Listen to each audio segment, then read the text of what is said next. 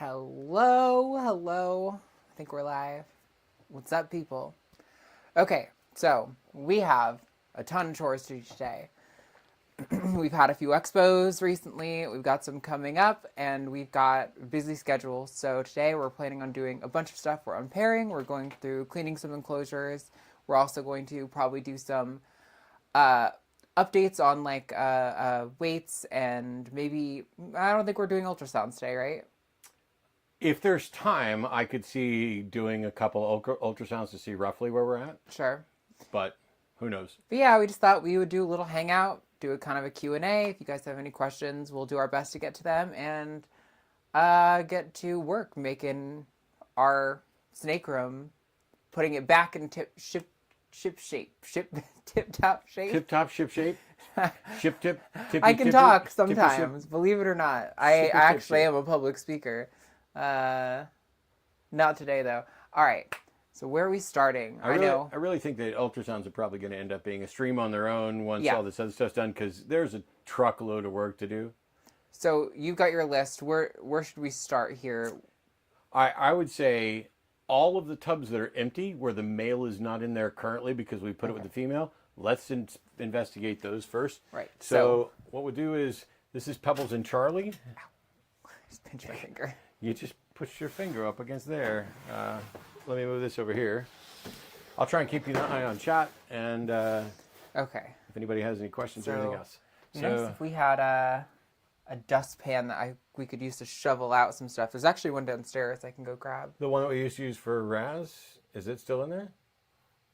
No, I'm talking about like an actual proper dustpan. The one that I Oh. use for Yoshi's stuff, light blue. We don't use it for cleaning. Okay. Well, you grab that. I will get paper towels here going. I wonder how far away I'll be able to walk and they can still hear me. They'll be able to hear everything you do all the way downstairs. That's a wireless mic you're wearing. You should go, you could probably go halfway down the street. So, don't go to the toilet or anything else. Hopefully you guys are doing well. This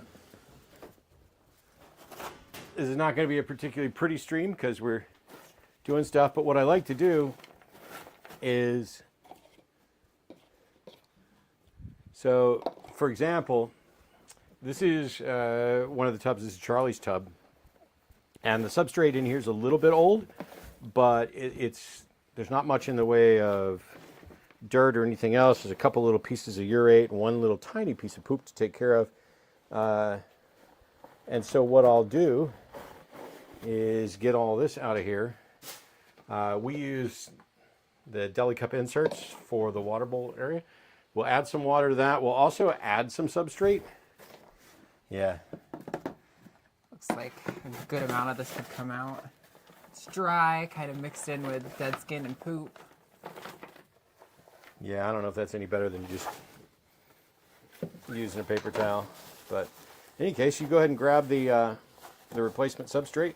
Larry says Team Exploding Potatoes, which Matt won't get because I don't think he watched yesterday's episode of Takis. That's true. I only watched a part of it, not that part. So here's our cocoa chip. Really stuck a piece of poop here. Also, I know the camera's not getting us as much when we're over on this side. Want to use this to scoop up some chip? Yeah, actually, no. I got something better, or something I'd rather use that scoops a little bit nicer. Because it doesn't have an open end. All right, so let me get a little bit of this. That should be enough. Move that around. We'll add some water. Yeah, definitely need some water, especially on the front side.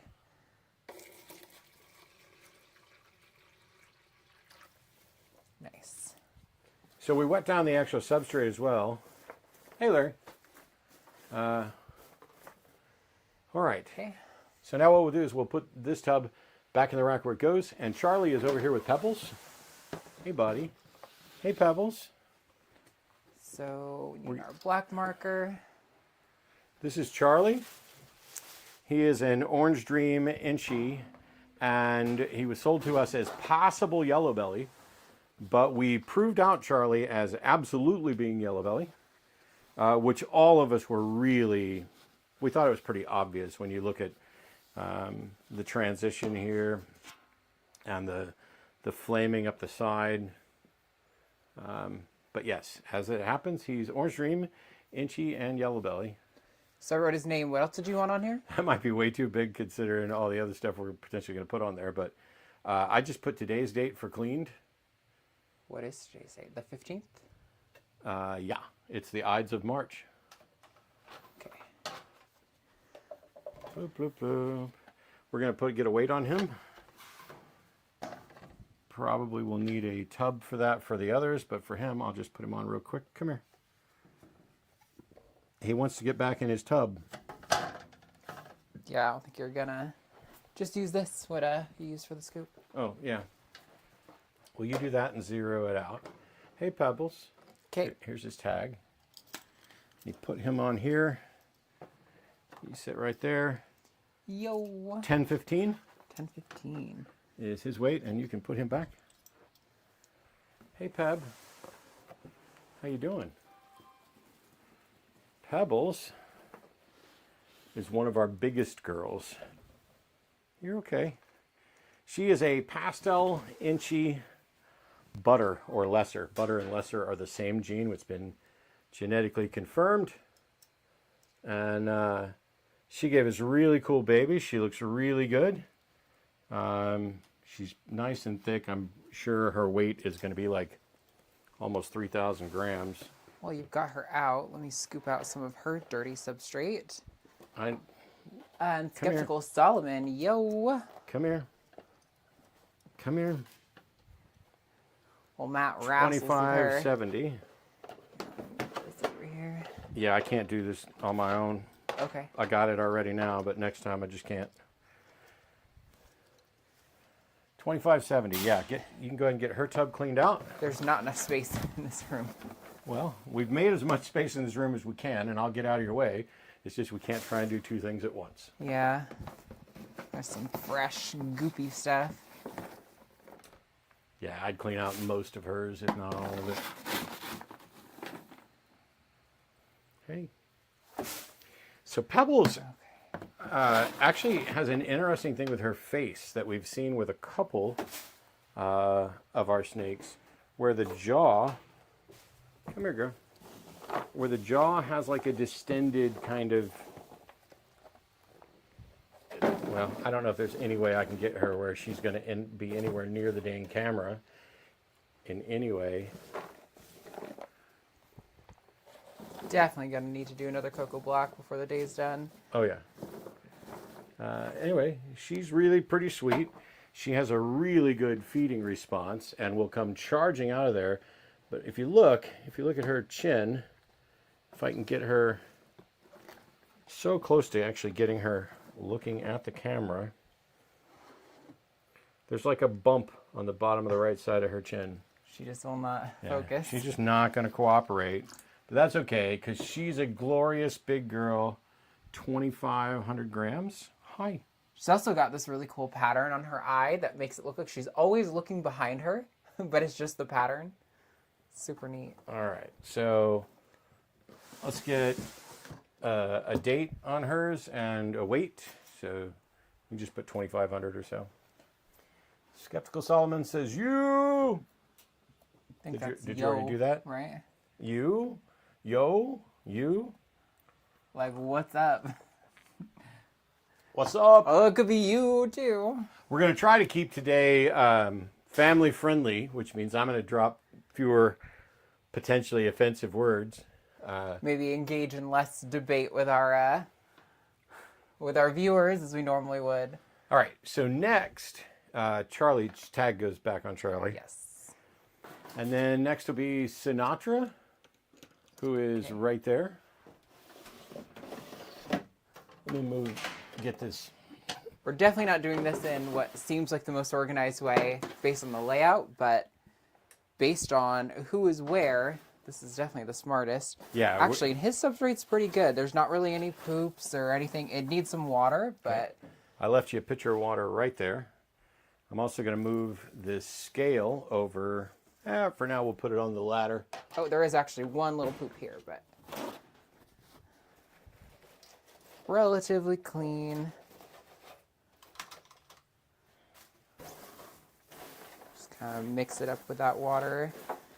Make sure it really soaks in. We'll get his tub set back up, and then we'll pull him out and weigh him. Sinatra is a black pastel, Mojave, special, het lavender. So Mojave and special are allelic, and that forms crystal. So this is a Mojave, or sorry, this is a black pastel crystal that's het lavender. And we get the scale set back up. We'll show you what he looks like because he's really pretty. And he's in here with our snake Nesquik, and they are not currently paired. Hey, He's Nesquik. definitely going to make some of the best babies we have in the next season. She looks like she's going to need a soak. Yeah, she's got a little bit of stuck shed, but he looks great. So we'll clean her tub out here in just a second. This is Sinatra, Mojave, special, black pastel, and het lavender. So all the babies will have a 50% chance to be het lavender. But yeah, let's get him weighed. He's also going to be able to produce some of our blue-eyed Lucies, which are totally white snakes. 1143. Okay. What'd you put that tag on for? The green ones are going to be the ones who need to soak. Okay, cool. There we go. Sinatra goes in there. Figure it's a little bit harder to miss those brightly colored tags. But in the meantime, we're actually also going to clean out Nesquik's tub a bit. Yep. She doesn't have too much duck shed. It's just a little bit on her back. Nesquik, who we were pairing him with, is a GHI Mojave, who I think I'm going to have to look her up because it's possible that she was like possible het lavender or something like that. I don't remember that being the case. I think she's just GHI Mojave. And you can, pattern-wise, that's all you will be able to see. And GHI Mojave is pretty distinctive in that combination. But you can see along her back right here where she's got just a little bit of stuck shed. I don't want to peel it off. We may not even need to soak her. We may just, by putting fresh moist substrate in her tub and then getting our mister and maybe misting her down directly. So we'll do that now, and then we'll come back and check her tomorrow. And if she's still got stuck shed, then we will get her a proper soak. But she's looking pretty good overall. This is already turned on, yeah? I don't know. I didn't. Yep. Cool. Really doesn't need much at all. This thing is super powerful. Although we're going to replace that thing because it's a leaky piece of crap. It's great to have a big water reservoir like that for misting. Also, just the electric misters are really powerful. You can get a lot very quickly. Did you get a weight on her? Oh, I didn't get a weight on Nesquik. You're right. Let's get her back. Come here, girl. There you go. You can get a weight on her. Don't forget, you got to put the thing on. Yep. Also, if y'all have any questions, don't be afraid to ask. We're happy to do a little Q&A back and forth and stuff. But if you just want to hang, that's cool too. We're mostly just working and talking. I bet she's 1,700. 1670 or 1660. 1,659.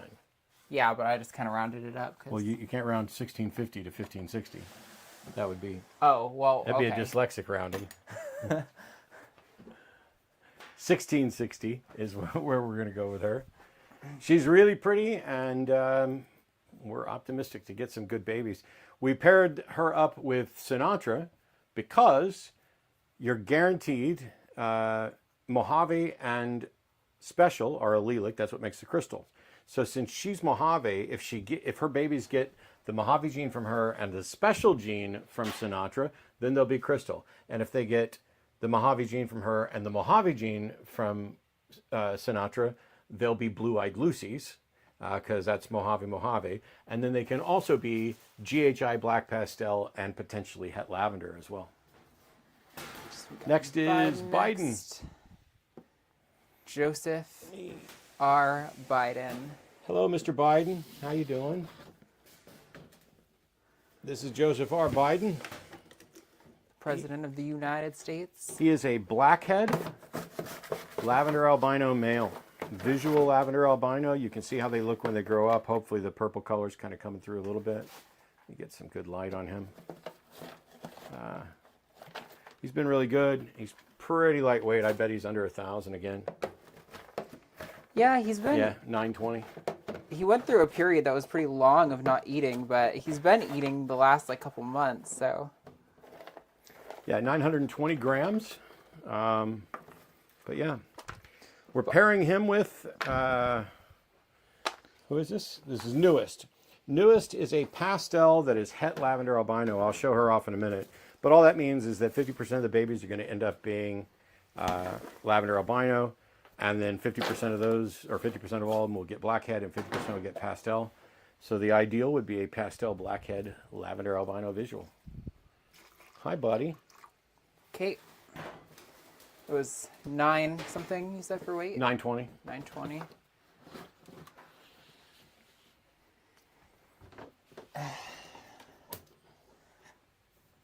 You can slide that in further, that whole drawer. It's okay. This is shelf. actually a little bit easier, so I have a place to rest my arm. Okay. There's his tag. Do-do-do, do-do-do. Yeah.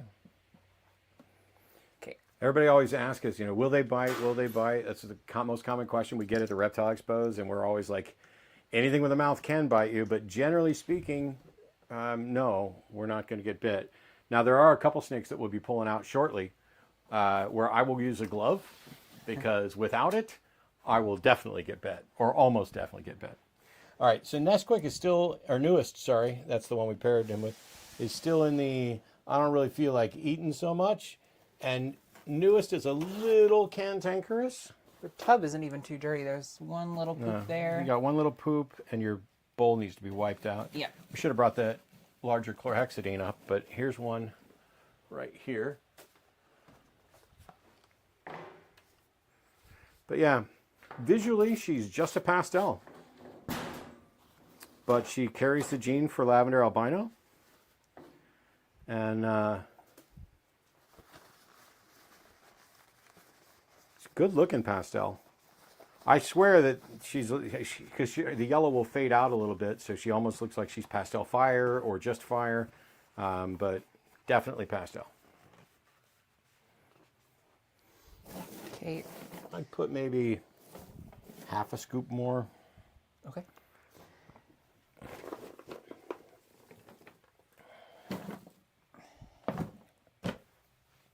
She's looking good. Her belly is nice and clean. Yeah, she's looking very She good. is shed good.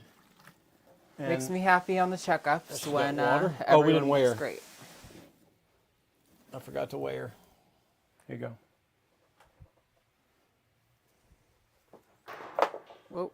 She was holding on to some cocoa block.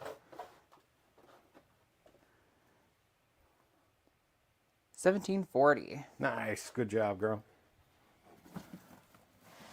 It's also nice to see because I think we were initially feeding every week regardless of size. And we had a few that were getting a little bit big, but now they've kind of all leveled out. So we've got a more correct feeding schedule. I don't know why on Biden's you wrote 316 instead of 315. Oh yeah, that's weird. But it doesn't matter. It's not like we're going to do it again tomorrow and have to worry about it. That is very weird. All right. Bozo. All right, yes, Bozo is next down here. He's got a lot of old...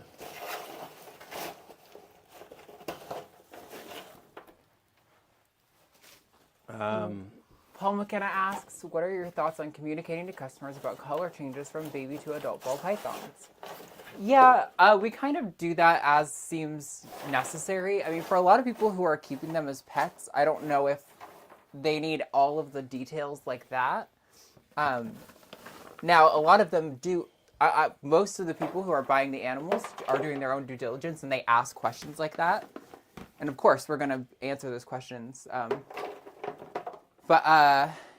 Yeah, I wouldn't say everyone who buys the animals asks questions like that. I tend to prefer to answer more questions about, like, husbandry and lighting requirements and how often you should feed, things that are going to actually pertain to the health of the snake. But yeah, we're definitely open and honest about like the dreamsicles, for example. Like they're not going to be that bright, vibrant orange their whole life.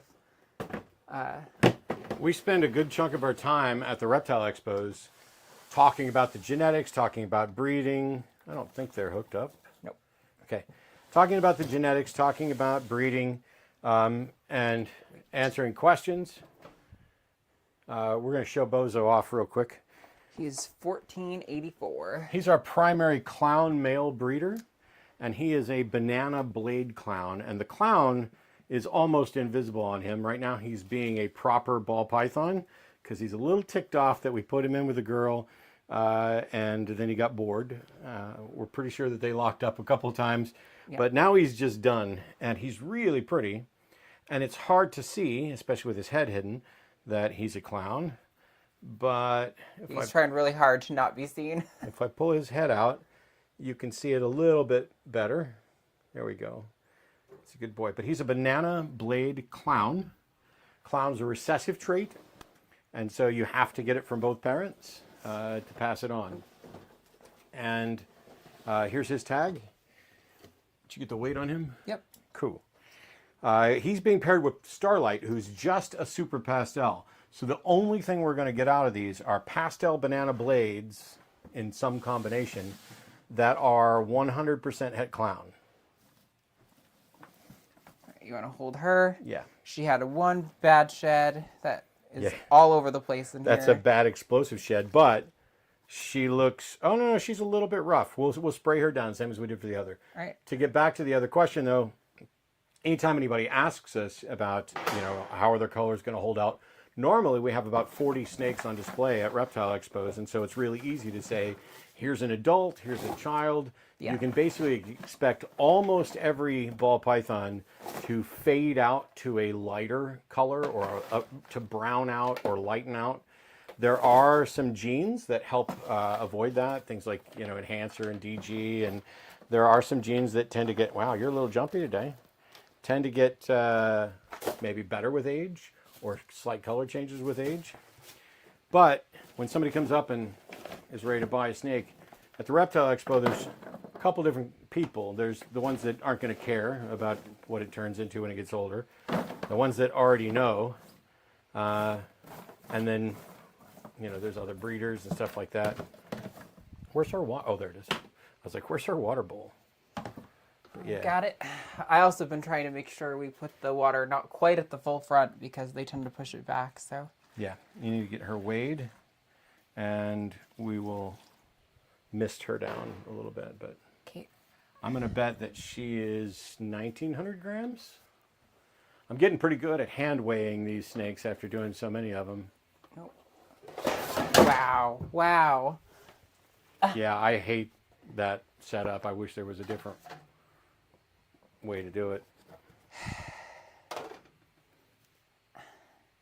Yeah, 1746. Almost the exact same weight as Bozo, actually. Wow. It's kind of weird. Oh, Bozo's 1484. Was he? Oh, yeah. Okay. It's almost the same weight as Newest, who's in the tub right above. Oh, maybe that's what I'm thinking. Yeah. All right.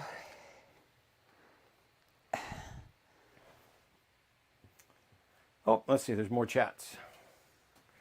Eric Wander says hello. Hello, Eric. Have you seen the white-headed pieds? Yeah, I think you're talking about the white weddings, the spider pieds. Spider pieds? Who will go totally white. There's also some, like, Bell complex pieds where you're getting, like, Mojave and stuff in there that have a lot of reduction. I mean, if you had just a blue-eyed Lucy pied, you would definitely probably have a completely white snake. Yeah, because you've already got a white snake with blue-eyed Lucy. Will you guys be at the Reptile Convention in Anaheim this July? No. No. We are doing 3 conventions in April, including NARBC in Dallas. Yeah, Anaheim's a little outside of our reach, too. We would like to eventually be able to, like, commission people to go to expos on our behalf. That's a thing you'll see a lot of breeders do. For example, Bob's Balls will be at like 2 different expos at one weekend. That's how they do that. But we are definitely not there yet. We probably need to double or triple in size before we could get to that place. So, Okay, yeah. next I'm going to say pull down Chef's tub. Okay. We'll take care of Chef's next, and we'll go Chef and then Cookies, probably. Okay. Chef is an Ultramel het pied boy that we got, who is just, he's like one of the best examples of Ultramel we've ever seen. Yeah, he's really great. We got very fortunate. And so we'll get him weighed, get his tub reset. Probably have to go get more water in a little while, but Yeah, we're gonna have to do another block of cocoa and not that long too. This is that we're cruising through this faster than I thought, but it's because I like to be generous with the amount that we're using. So it's well, maybe what we'll do is we'll do Chef and Cookies, dump the rest of that cocoa block into a different holding tub up here, and then you can start another block while we're doing that. yeah, it's a good idea. It's also very warm in this room. It's the ambient temperature in this room is close to 80. So, do you plan to expand to producing more ball pythons, or branch out into more varieties, or a bit of both?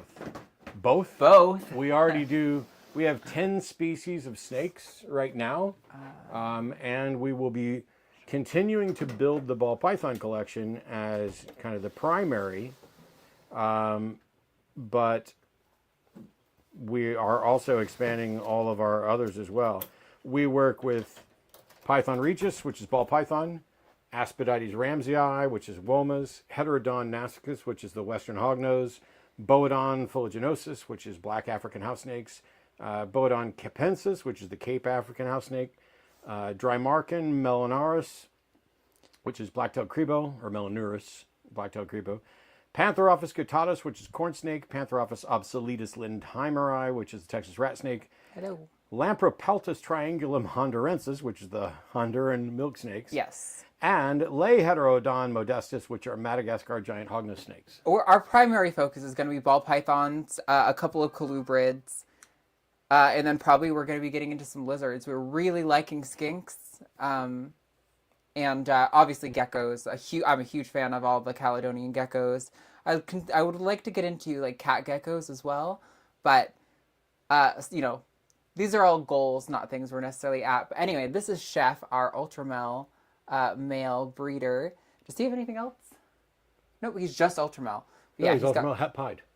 Well, yeah, visually I'm talking about. Okay. But yeah, yes, he is also het for pied, but also I kind of wish the light was more in that corner. So it makes it kind of hard to see a little bit on camera. But that's all right. Anyway, yes, I just wanted to show y'all his beautiful face. Yeah, he's a really great example of Ultramel. And we have 2 head Ultramel girls that we're putting him with. You can go ahead and pull Flo out, and we'll clean her up. And oh, did you weigh, Chef? No, I did not actually. Sorry, buddy. Are snakes social at all? Do they care about being alone in a dark bucket? Most snake varieties aren't social. Paul already answered. Some are social, like garter snakes, which is the example he gave. Some rattlesnakes. We have our giant Madagascar hogs are social. They're cohabbing. The only time our other snakes cohab is when we're breeding them. He is 886. Yeah. He's a small boy despite being a few years old. Yeah, he's definitely on the younger side of most breeders, but he is more than old enough to get the job done. But let's get Flo down and cleaned out and weighed, and I'll come help you with that. Flo is not mean, but more defensive. She's one of our newer snakes, and I've noticed this trend with every snake we've brought into the program, that the first 6 months or so, they are way more defensive, way less inclined to eat, way more inclined to snap at you defensively. But she's a good snake. She just doesn't know us yet. All right, come here. Yeah, so I'll take a little bit of risk here with Flo. She is, like, visually, she's a normal. This is what a wild type ball python would look like. She is, well, we haven't proved her out yet, but she was sold to us as part of that ultramel group as being het ultramel. And so she will probably give us some babies, and hopefully some of those babies will be ultramel and prove her out. You want to weigh her out? Yeah, I'll get slide her, this back her in. weighed real quickly. Bloop, bloop, bloop. Whoops, come here. Usually, all of our snakes, even the more cantankerous ones, are good for this process because they're more likely to snap on like food day or something like that. But when you're just confidently grabbing them, moving about your business, they tend to not really care much. Yeah, you don't smell like food, you're not a threat. She's at 1590. Doop. 1590. Kate.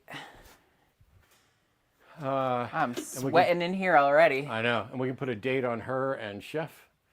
1590. She doesn't need a soak. Yeah, that's old stuff I gotta wipe off. So yeah. All right. Let me see what else is going on in chat. Hi, Nylon Eric. Hey, yeah, you just sent me a message. Wow, nice beard. Matt, not the lizards. Thank you. I still think wild type ball pythons are gorgeous. So do I, Paul. I really do like them. Yeah, Eric, I hope you're doing well. I would have talked more, but we were live. But yeah, Wow. Arden was like, why don't you go ahead and grow your beard out? So I did. The bleed on that one. Because it was so wet still. Yeah. Well, It's all right. Cookies will be next. Cookies in with mocha. Cookies with mocha up top. Mocha Cookies chocolate. is the best looking snake that I think we have. He's very photogenic. So how I like to phrase it. He's gorgeous, although I think he's got a little stuck shed. He is an orange dream leopard, inchy, yellow belly, piebald, and looks like he's got chocolate chip cookies all over him. He's gonna need a soak. Oh, I'm gonna give him a green tag. He definitely is going to need a soak, but I mean, look at that. He almost looks hypo, and that's not just the shed and the lighting. This is a lot of incomplete DOMs there, along with the piebald, but he just, yeah. So Orange Dream tends to do this kind of banded thing, and Inchy can expand it, and so you get like these chocolate chip cookies on here, which is how we named him Cookies. He is a fairly small boy. Like, I'm going to bet he's 800 grams at most. Yeah, probably about Biden's size, a little bit smaller even. But he's several years old and locks really well.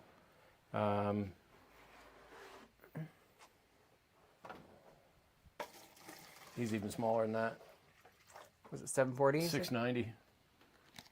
He's almost too small to lock, but he's 2 years old and has been locking like crazy. So we'll just get him more food. But yeah.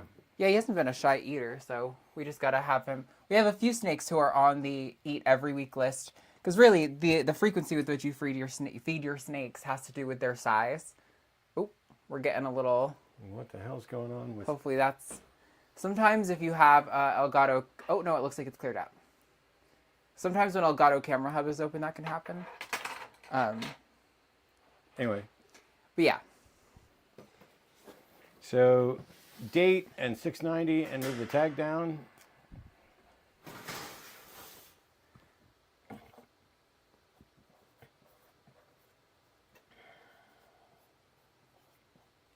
Okay.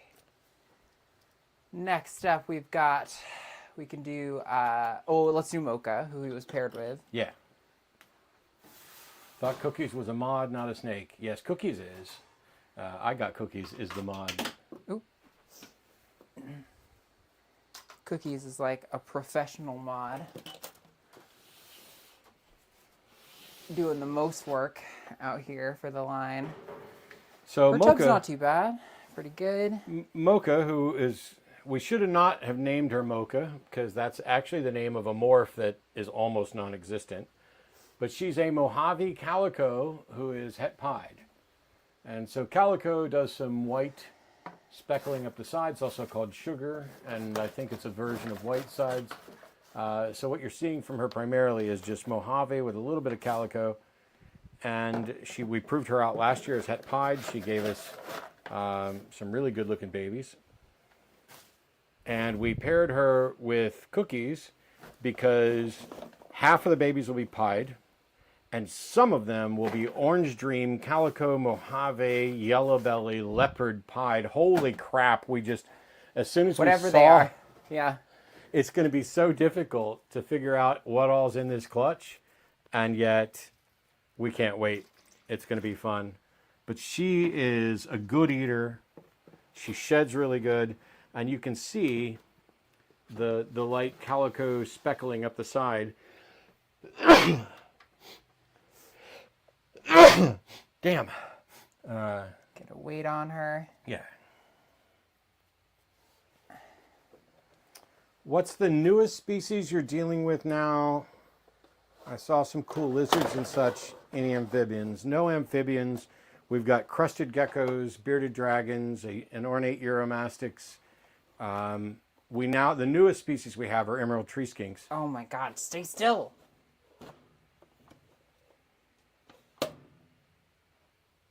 $14.25. She's a little under, so we'll keep shoving food down her throat.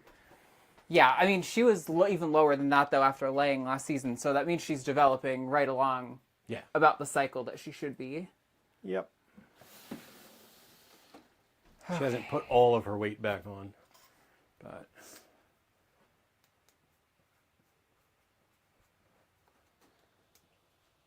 I got offered free, I think you mean axolotls, but yeah.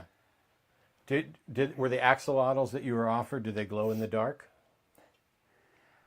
I'm almost tempted to go get one of the emerald tree skinks to show off. But maybe we will in a little while. Yeah, I'm a little nervous. Gonna do Al and Bell? Yeah. Sweet. Al, who, are they locked? Nope. No. So this is Al, the lighter one. This is Al. He's my boy. Get back to Belle shortly. Al is underneath down here, so I'm going to have to... Yeah. Al is a super vanilla orange dream yellow belly.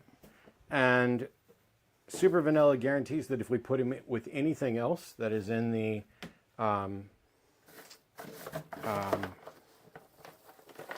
wow. The black-eyed Lucy complex. Anything else like fire, disco, flame. Yeah, fire, disco, flame, all that stuff. Lemonback, which is also called Lucifer. All of those are allelic combinations that will produce things like vanilla screens and stuff like that. But he also has Orange Dream and Yellow Belly? Yeah. Yep. He also has Orange Dream and Yellow Belly. Now, Orange Dream is not part of any allelic complex, but Yellow Belly is part of the Superstripe complex. And so we've specifically been pairing him with snakes that have something in the Black-Eyed Lucy complex and potentially something in the Superstripe complex. So he's super vanilla ODYB. $9.95. 1,000 grams, pretty much. Get him sorted back in there. I'll hand you his tag. And the girl that we paired him with right now is Belle, who is a Calico Huffman Mojave. Black marker. What? Black marker. Calico Huffman Mojave Pastel Het Hypo. So we're not making use of the hypo at all, but Huffman is in the Black-Eyed Lucy complex. And Calico and Orange Dream go together really well. And even though Belle doesn't have anything that's in the Superstripe complex, her Mojave and Pastel should also add some stuff to it, and everything will be 50% hypo. She is a gorgeous snake. Not flashy in any way. She's got a little bit of suction. Yeah, she's going to need soak too. But there she is. Yeah, there's a little bit of stuck shed right there. It comes off just, you can barely, I tend to lick my finger and just touch it lightly. And if it comes off, great. And if it doesn't, I don't pull. I don't tug. It's kind of like the skin off of a sunburn a little bit. And you can, peel it. But if you actually just soak, add a little moisture there. This room has been drier than normal this year. Yeah, I've been considering if we need to get a humidifier. I almost think we almost certainly need one for the gecko room. They're all getting their moisture manually, but if we put a humidifier in the whole room, but we might need one here too. Oh.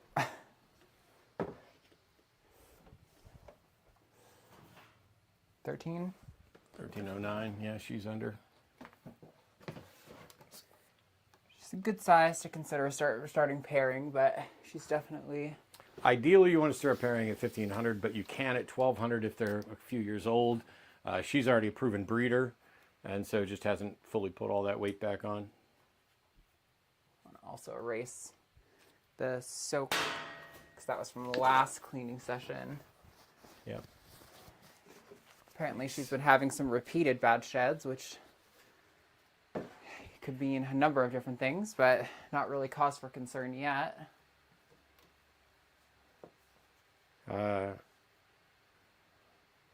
I'm trying to get caught up on everything and why somebody's saying they'd rather watch bowling. I don't know why you need to come in and say what you'd rather watch. You can just go watch it. But congratulations on, being a little douchey while we're here working. What's the newest species? Yes, got that. Offered free axolotl, got that. I have a super fire all-white male.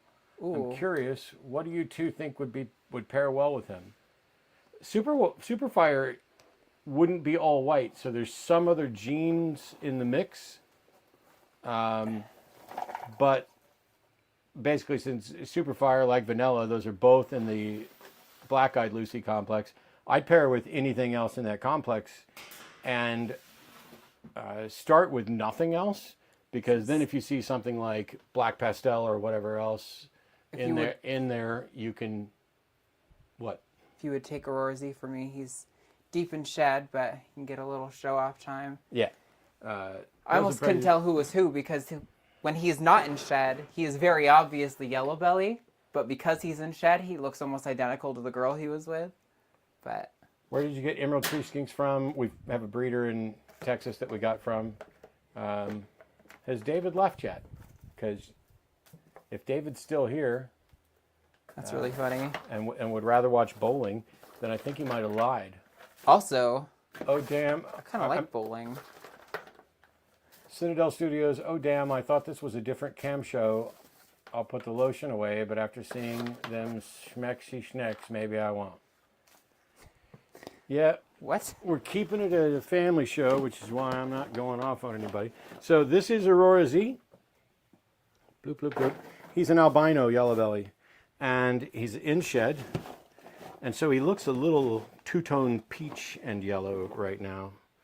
Is kind of where we're at there. But he's a good boy that produced a lot of our almost all of our albinos last year. Yep. Who, interestingly, we had well, it's not entirely surprising we had a slightly easier time selling some of those, because they're a little bit more affordable. But, yeah, they sold easier than the lavenders, which I always think they're not quite as pretty. 18 on the dot. All right, my man. All right, okay. Let's see what I can do here.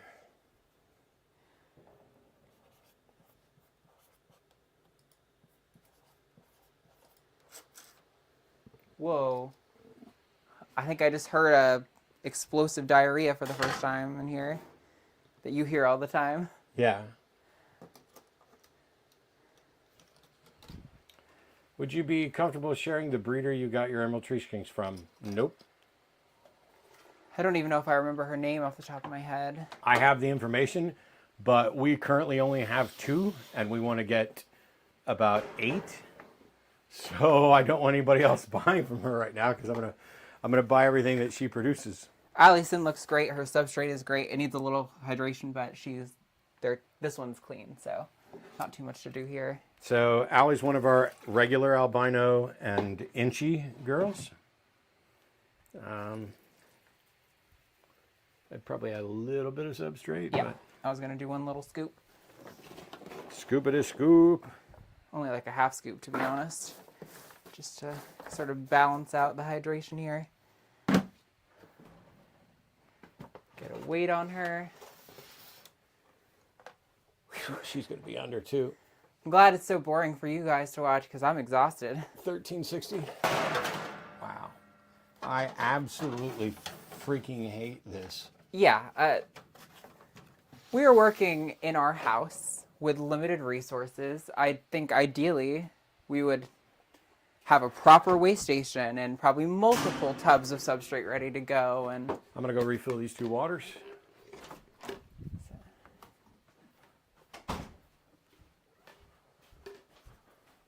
you said 1660, right, And Chad? they'll be able to hear me. Hopefully. What do we got?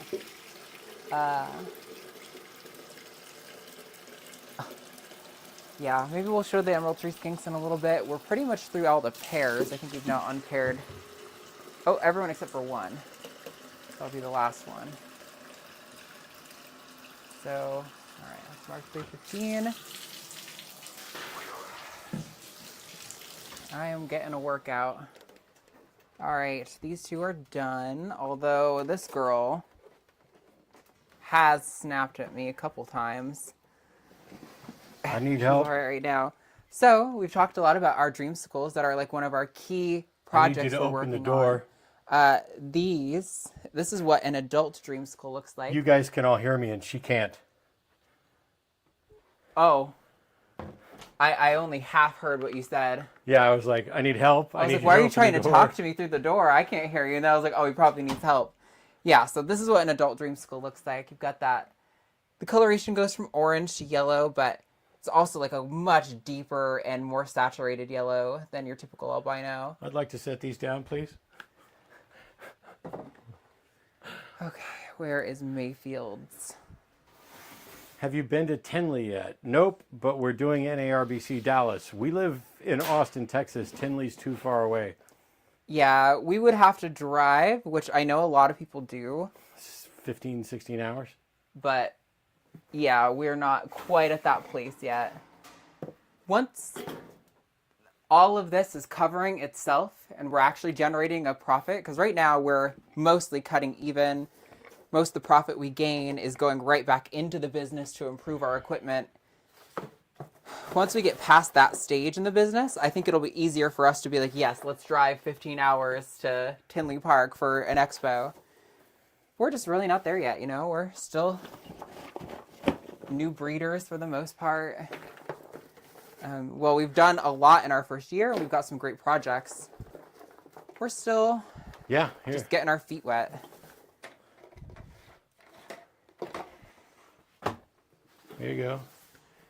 Here's one of the babies we produced this year from the one I'm holding.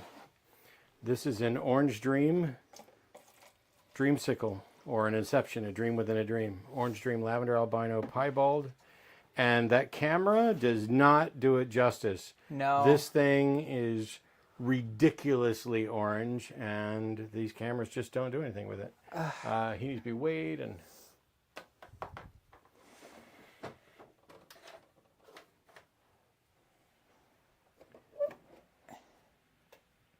$11.20, which is a pretty good weight for him. He was pretty small actually when we got him, so he's put on a couple 100 grams, which is nice to see. his tag's still up there. Yep. All right. Okay.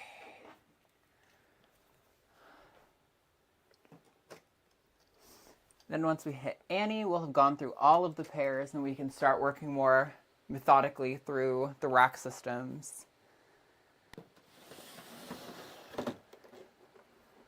All right. Annie is another visual normal. She's double het for Dreamsicle. She is putting on weight. She's actually looking pretty thick. I'm wondering if she's ovulating. And her substrate's also mostly clean, not much to do here. Just add a little water and get her weight.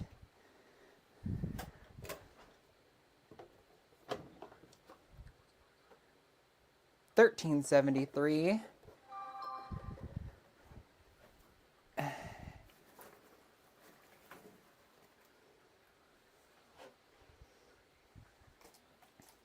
Wow. Hey, another throwback video got posted 4 days ago with 40,000 views, and this one's me and someone that I won't fucking talk to, who's also still not with him. So, you know, good job producing such wonderful on-mission content and chasing the algorithm to pay your employees off the backs of my work. Good job. Okay. Oh, yeah, sorry. Let's not get into that now, please. Thank you. Open the pod bay doors, Arden. That was when I was out there telling them. Oh, right, because you all... Because they could hear me. Right, yeah, you all could hear him perfectly. Do snakes need mental stimulation in their cages? Yep. So, yeah, snakes... the issue that we see with snakes with regard to rack systems and like stuff like this has to do with mental plasticity, neuroplasticity, which basically just means that if you take a snake who's lived its whole life in a rack and then put it in an enclosure, for an extended period of time, it's probably not going to really know what to do, not want to interact with any of the enrichment items in the same way. So you definitely need to pull out the snakes, let them get a chance to fully extend themselves, and we do try to swap in enrichment items from time to time, but that can get really difficult unless you have a supply of like 3 times the amount of enrichment items per tub you have, because they get dirty really easily and you have to swap them out. I know Emily from Snake Discovery has joked before that reptile keeping is actually a dishwashing job because you are cleaning stuff literally all the time, and that is so true. Okay, so Who's still paired? say again. Who's still paired? Nobody. Really? So Okay. now I'm thinking I'm just gonna hit from the top down, work through Yep. the ARS rack, and then we'll hit the Freedom Breeder rack. All right. We'll knock out ARS. We can. I am water sweating anybody? so hard. Oh my god. Okay. Honeycomb, our champagne enchipide. Hello. All right. She is a pen. She's got through weird phases where she won't eat at all, and then she'll be like super eager to eat. She's got 2 little poops in here to get, but not too dirty actually. Substrate looks relatively good. 13.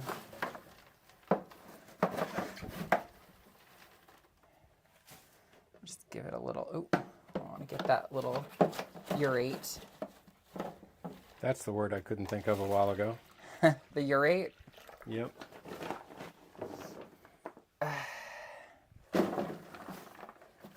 Probably put some water in the substrate itself as well. I was just going to mist her because she's got, Okay, or that. you can do that Wow. too. It soaks it all up. It's not really that much.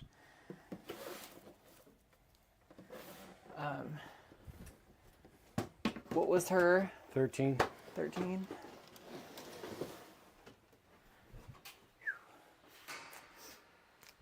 You live in Dallas. That's a nice trip to Illinois, although I've heard it's the bee's knees as far as reptile parties. Yeah, Tenley's the big one. I went for the first time last October. It was pretty great. We have not. Yeah, we haven't even gone as goers. We've gone to so many expos, but just not that one because it's We do too basically far. all the shows in Texas. Or we either go to them or we vend them when we can. Yeah, it's kind of the downside to being a breeder in Texas is that if you aren't funding your trips to those places, it's really hard to go because we have over 100 animals, almost 200 animals. You know, that's a lot of responsibility in tying you down to a certain location. Okay, one more little scoop. I should probably go downstairs and get another block started shortly. And we're going to need to start refilling another water thing.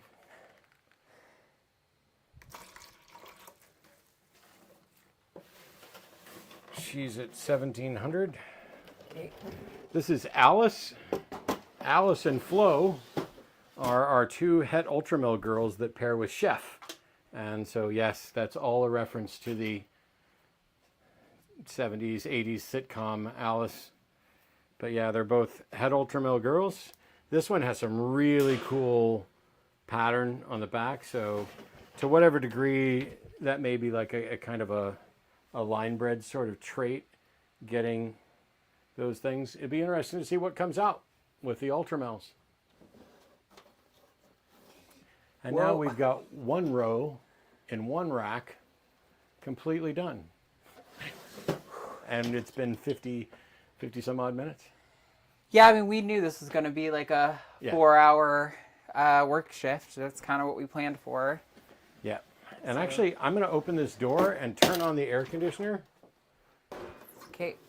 And if Daphne comes in, we will just yell at her like we always do. There's not much she can do in here. This one is actually almost without need for anything. I'm just going to scoop the one little urate out, give her a weight, and she can probably be fine. So this is Barbecue. She is a special that is het albino. And special really is hard to tell. Like, I would look at this and just say this is visually normal. But there's enough little pattern changes and some flaming up the side on some of these that she's identifiable as a special, and she was proven as a special by her previous breeder. And you can see a little bit of a head stamp on her. Surprised Daphne didn't come in here immediately. She's sleeping on the bed. Oh, okay. I didn't wear her. Let me get the air conditioner turned down. 1890. Good job. Oh, no.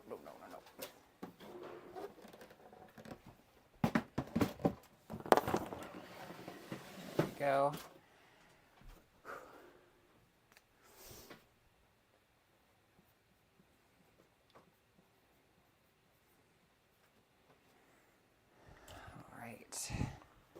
All right, the air conditioner should be kicking on.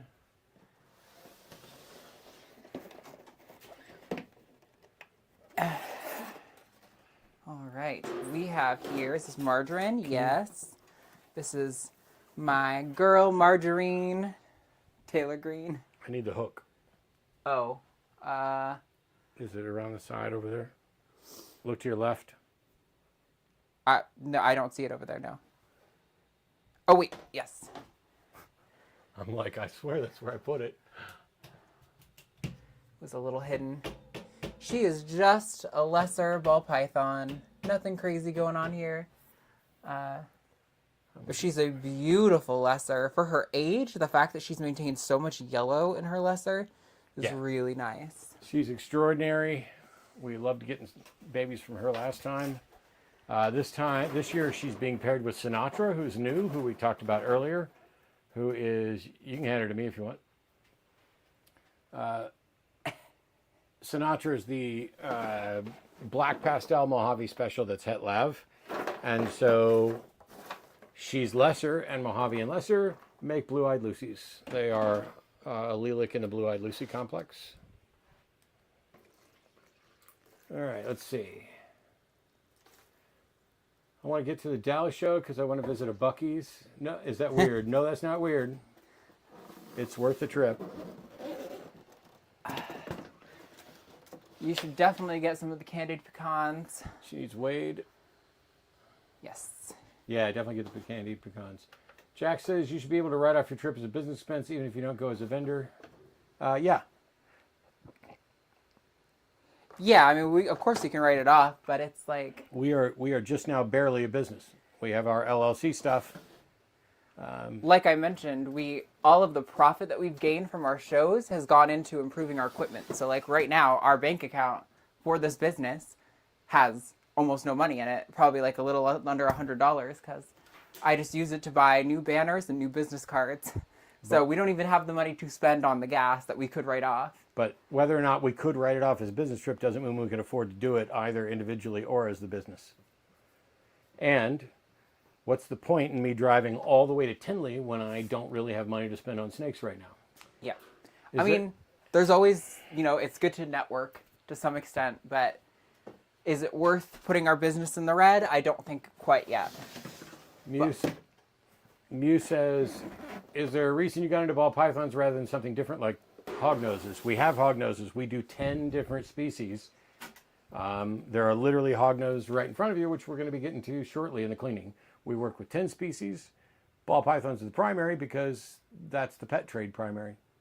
She is not looking so hot. Ovaltine? Yeah. She's got some stuck shed for sure. She needs like a proper soak, and I think she needs it right now. She's also... A little caved in at the back? Yeah. Which is kind of normal sometimes when you're after laying, but she's been eating all right. Yeah, it's a little concerning. So Ovaltine is GHI Mojave Fire. Yeah, Here, I'll check her out while you hold her. I'm going to clean her tub. She's going to need, I think, an iodine bath and a soak tonight and some... She actually has some bubbles coming out of her mouth, too, so she might be developing an RI from the last time we rehydrated her soil substrate. Yeah. She might need to go to a vet. Yeah. Yeah. That's an RI. Yeah, we haven't had too many yet, so we haven't actually had to deal with it super in depth. Most of the stuff we've had has been treatable at home so far, but... Which is wild that she both needs a soak and potentially has an RI. Yeah, but it's two completely different issues, which... Wow, her skin feels... Yeah, that's what I'm saying. She's not... She's really dry. I think she needs to go to a vet. So, put that on the list for some point in the next week. Oh, yeah. Okay. So, we need to mark her tub especially because, yeah, she's going to need a vet trip.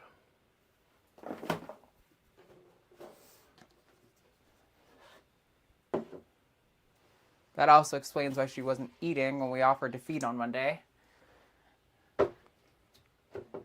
Didn't notice the bubbles in her mouth or anything like that then, but... All right, let me get a weight on her too, so at least we have more info. It's going to be bad. Just note it, write it down, and put vet on the tub. She's desperately... She's actually probably one of the worst conditions of any snake we've ever had right now.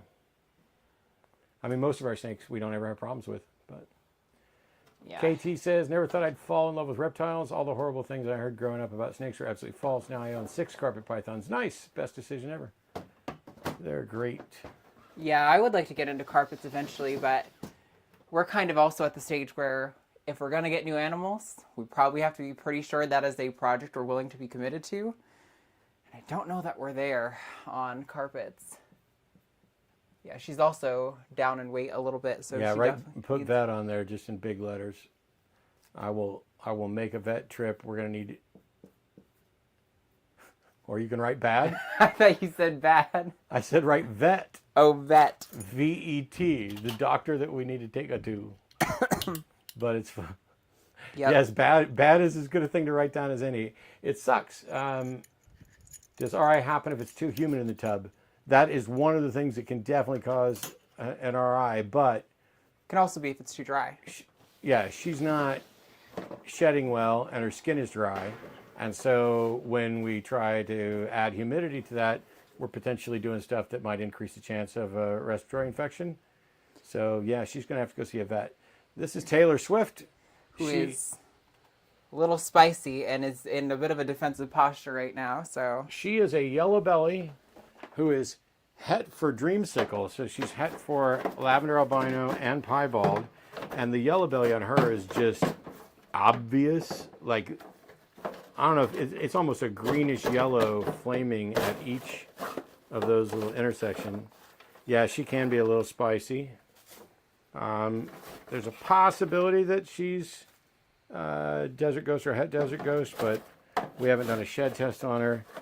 She does look very clean with really crisp outlines on her pattern along here. Hey girl, you can get you weighed, but she gave us some of our dreamsicles.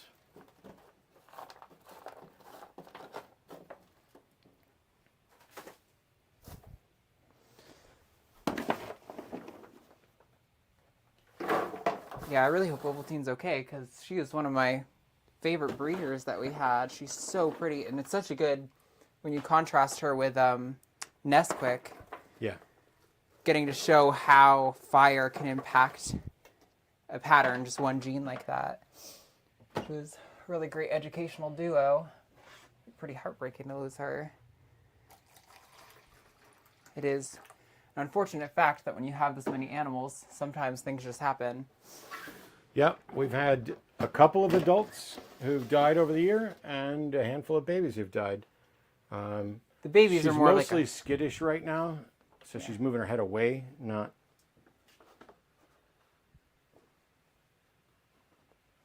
1370. Yeah, she's still a little light.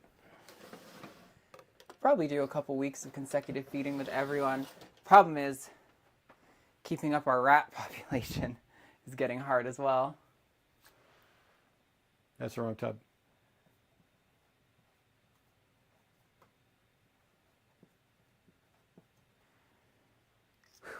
All right, next is Ellie, who is a pastel lavender het pied. She is so pretty.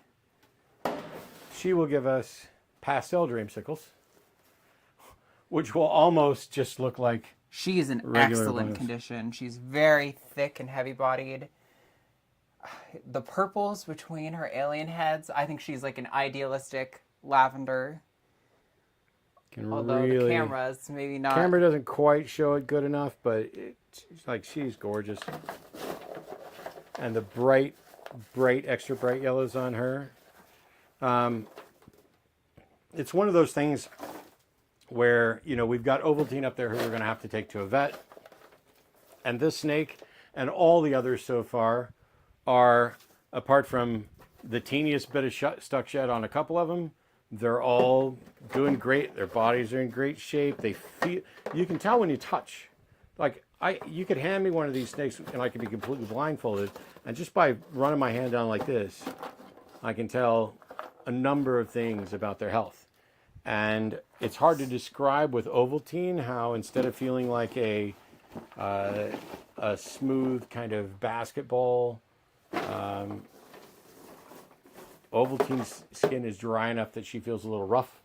And I think maybe she's had an RI for a couple weeks and is really struggling with it. But Yeah, it's unfortunate. I mean, we didn't weigh her.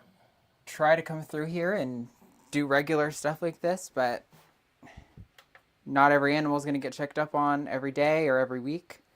And you can have the same husbandry conditions for, you know, there's 80, 90, 100 and some odd snakes in here. They can all essentially have exactly the same husbandry conditions and just respond differently depending on what they're eating, how often they're eating, you know, did their thing get too humid, etc. Minute Rice says, first time catching one of these lives. It's awesome to see you both working with your snakes. Thanks, Minute Rice. Thanks. And KT said, I had to deal with mites recently. Nightmare. Yes, we did that once. Yeah. Ugh.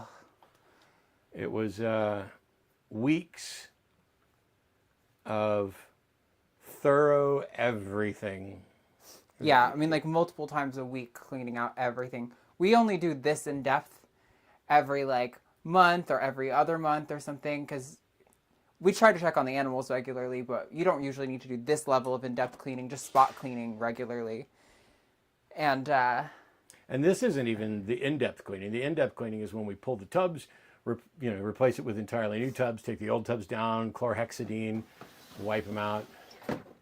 this is definitely a lot, but yeah, that we aren't like scrubbing out the tubs or anything. Now this is the mama to our beautiful Inception dreamsicles. She is an orange dream pied het lav, and it's very obvious. The kind of striping that goes down the pied pattern. OD pieds, I mean, this is absolutely typical. It's what's most likely to give you the smiley faces and stuff. And then you can see even on this saddle near the back just how orange it is. She's the mom of all the Inceptions.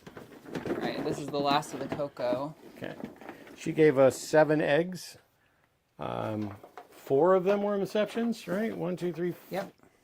Yeah, 4 Inceptions, 1 dreamsicle, and 2 that are orange dream piebalds that are het lav just like her. So you can take a look at her right now. Let me grab one of her. I'll grab her clone baby because this. Not an actual clone. This is the exact same genes as a baby. This is her daughter, Orange Dream, Piebald, Het Lavender. And here's the comparison of coloration as they get older. Yeah, that's such a good example of how the color changes over time. All right, if you want to start. Yes, Paul, high humidity or stagnant air. Yeah, we've also been having a problem with our air conditioner getting it to every single room, which I think also contributes to the sort of stale air. So she needs to get weighed. Yeah. I can tell already she's like 1420 or something. Which would be great. 1320. 1320. I was off by a rat. A big rat. Off by maybe 2 of our normal feeders. While you are getting a new block started, I'm going to get the shop vac in here and start vacuuming up some of the stuff on the ground. I'll answer some additional questions. Might leave my mic down here since it's gonna take me. Yeah, you can just set it on the table here. Goodbye, chat. I'll be back. Let me get the shop vac. Was it all the way downstairs? It is, I think. It is. All right, well, I'm not going to bother with that right now. Okay. Yep, just hang out and chat. Okay, so time for me to hang out and chat as I've been instructed to do.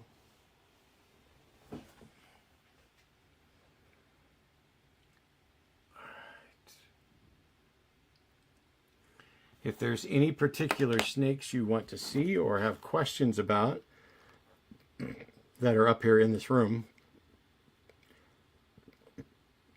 I am happy to address that. And DS Royals is now set up there at Tinley Park and has posted his pictures. Some good stuff.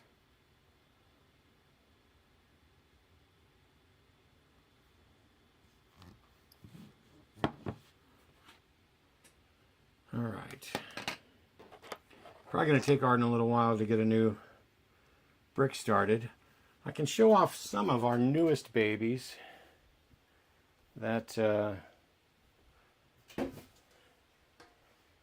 good, the bad, and the ugly, because there are definitely some issues.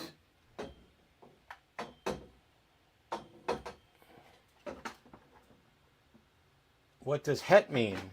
Het means you have one copy of a gene. It's short for heterozygous. If you have 2 copies of a gene, that's homozygous. If you have 1 copy of a gene, that's heterozygous. So we say that something is het for a particular trait. Now, if you just had it, so incomplete dominant traits only require 1 copy of the gene to show up visibly in the snakes. So for example, I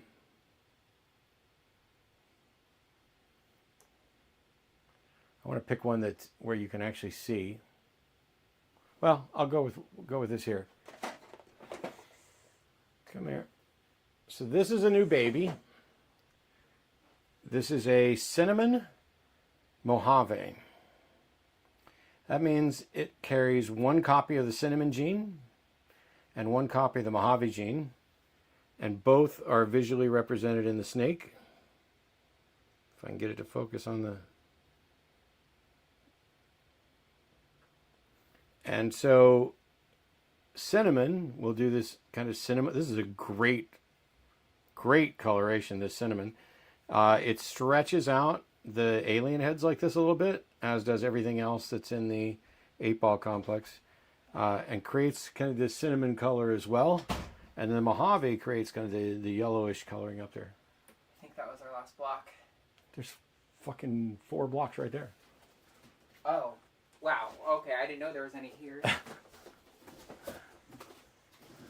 Yeah, you can actually bring... through the garage looking through some. I was digging through. No, you can actually bring the tub up here and do it in in the tub if you wanted to. But yeah, sorry. Hey, let me just show that before you take it down there. So we used a couple different brands. This is the Cocoa Blocks from Freedom Breeder. This is the breeder size. So you take this, and this is packed with cocoa brick. It is very dense. And so you basically soak it with water, and you'll get a tub, you know, like I don't know how many quarts it actually makes. Expands to 2.5 cubic feet, fills approximately 6 to 8 of these 70-gallon tubs. Or not 70-gallon tubs, but the FP70s, 70-quart tubs. So anyway, if you have one copy of the gene, that's heterozygous. And so we call it het. For incomplete dominant genes like cinnamon, Mojave, Orange Dream, Yellow Belly Special, all of those things only require one copy to be present to show up as a recognizable pattern in the snake. I'm going to grab one at random that I don't even know what the genes are. Hi, buddy. Don't take a bite out of me. This is number 91. And I'm pretty sure that this is just... I think I grabbed one that is normal, but is het pied and het lav. So it's hard to show with that one. You grab 85. No, you're just fire. 76. There we go. This snake, for example, has the lesser gene, which is also called butter because of that kind of buttery coloration.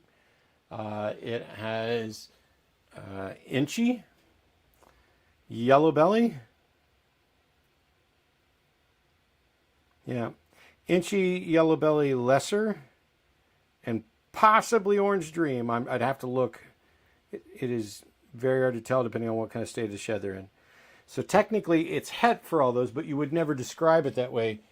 The only time you describe a snake as being het for a gene is when it's carrying a gene that is a recessive trait, requires 2 copies.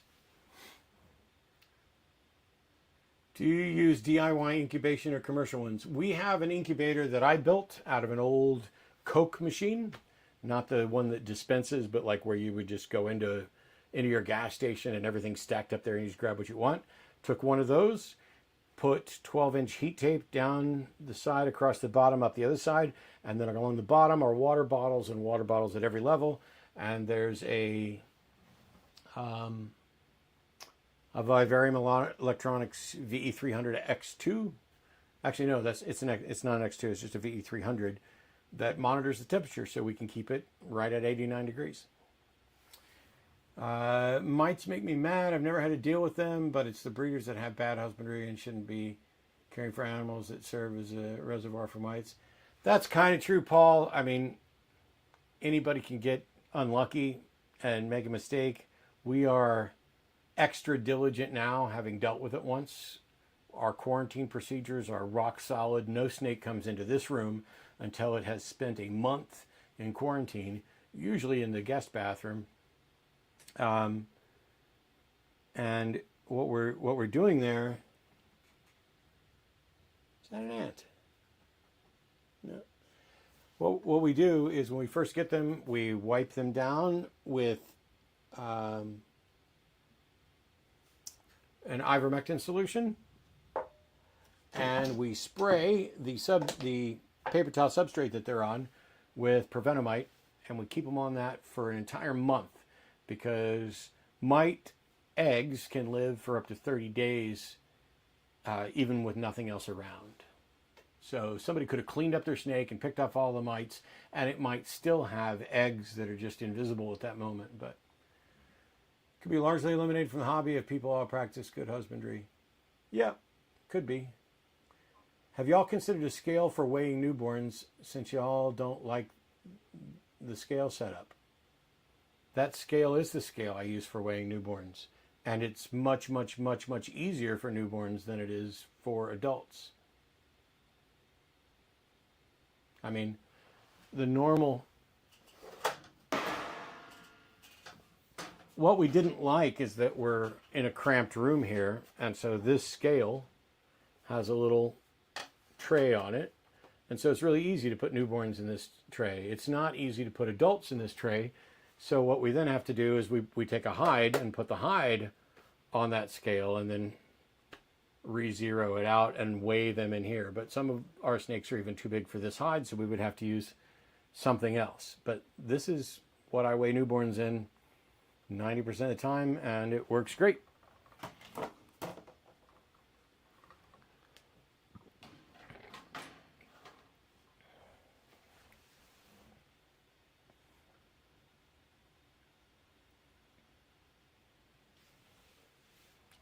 So yeah, the thing that we didn't like about the scale setup is that that's ideal for newborns, not ideal for our big girls. And what we're doing, you can't quite see. You can see it a little bit here. This is a stainless steel shelf that pulls out of this rack and slides back into that rack. And it's pretty sturdy. But when you get a 3,000 gram snake on there, it can wobble a bit and that can make things more difficult. What I'm going to do is in between questions, first I'm going to get a drink, and then I'm going to get my marker, and I'm going to start going through the other tubs that we're probably not going to get to today to add water and make any notes about what else we need to clean up, because there's no reason that Arden should be the only one actually working.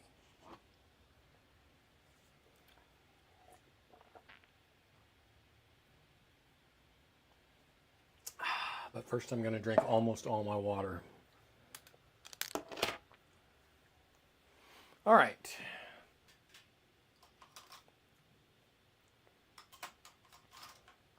Green really hasn't been used. So let's look. So Gail, hey girl. Gail just shed. And I think I'll just completely handle Gail on my own.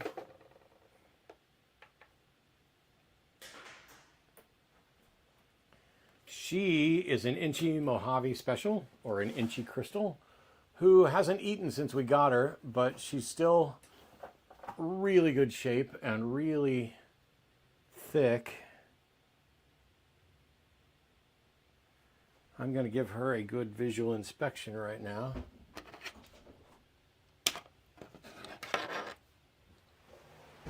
Oh, wow, you're already done. I'm just that good. That's amazing. I am inspecting Gail, and I'm going to weigh her, and I got freaked out because she's got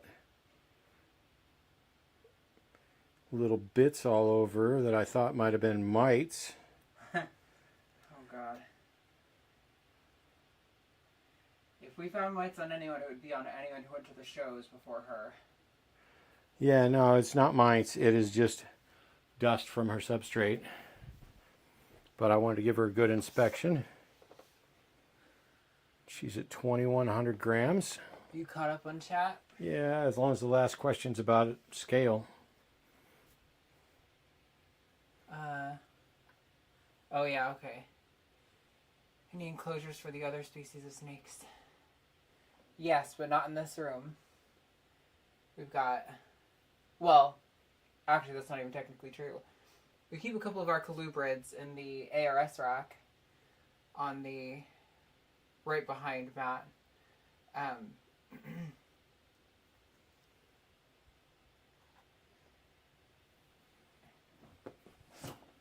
Yeah, she's just got some dark spots on her scales. Nothing going on here. I mean, some of them, when they persist and they continue to...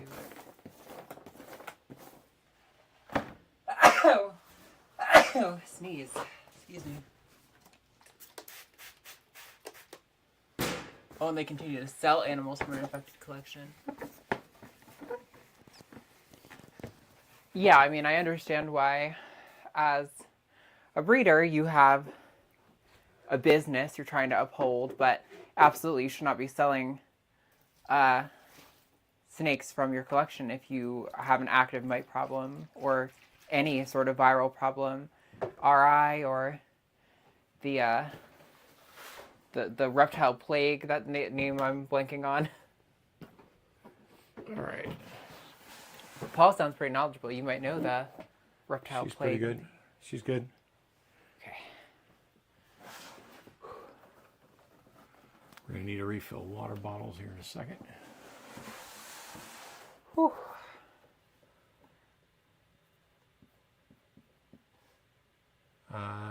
Shit, I weighed her and I forgot what it was. I think it was 19. You can round to the nearest 100. That's fine. I think that was right. As long as they are not losing weight and over 1,500, that's like the most important thing to know. All right. Okay. All right, let's get you. Definitely needs water in her bowl. Yep, and she's shedding. Bone dry. And there's some poop. So this is Janice Joplin, who is our acid female. Oh, I left the scoop thing I had downstairs. Fuck. Why would you do that? Hey, it's supposed to be family friendly today. What the fuck are you doing? I mean, shoot. Doggone it. Darn tootin'. All right, so we failed family friendly for the day. Yeah. Listen, I just want to acknowledge that probably the majority of our customers are parents of children, right? I want to be sensitive to that. But also, I'm a fucking adult, and I swear a fucking lot, so... Well, we don't need to go crazy, but yeah, this is... And of course, my medication's gonna mess with me right now. Yep. This is an acid pastel that's het albino. She's deep in shed. Like, ridiculously in shed. I don't even know if you can see her eye caps. Why does this thing fucking suck so bad at focusing on the snake that is obviously in front of it? Yeah, it's done well before, but it's struggling today. I think part of it is the lighting setup, which it looks like you moved a little while I was gone. Well, I did move it. All right, I'm gonna go get the scoop again. Oh, I'm already tired. And I just realized I didn't weigh her. So, you know, I'm pretty dumb. Regularly making some dumb mistakes.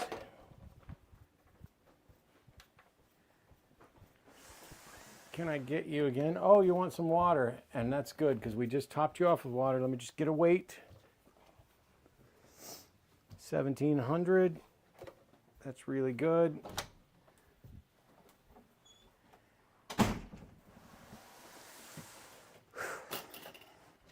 All right. These big clips let the things hang down too far. Keep rolling on the ARS rack. Yeah, I know. The clip's hanging down too far now. Yeah, you keep working over there. I'm going to keep kind of working over here for the ones. Cindy looks great. Her tub looks pretty clean. That's Penny. Penny. Sorry. I saw Cindy and I thought about handling her and I just got preoccupied with it. Penny's a little feisty. She's a super pastel clown. Still under 1,000. 950. Yeah, that's why I haven't paired her yet. Let me get some water in this. I think just this one little spot cleaning is enough for her today. Okay. About to have to go get some more water. Look at Brittany, bitch. Do you have the black marker? It's right there. Okay. All right. Let me get a weight on Brittany. Come here, girl.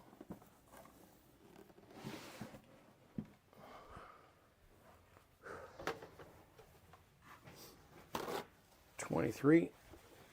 I wish you'd give us eggs because you'd give us a whole bunch of eggs and we'd get a ton of dreamsicles out of you. But she reabsorbed last year.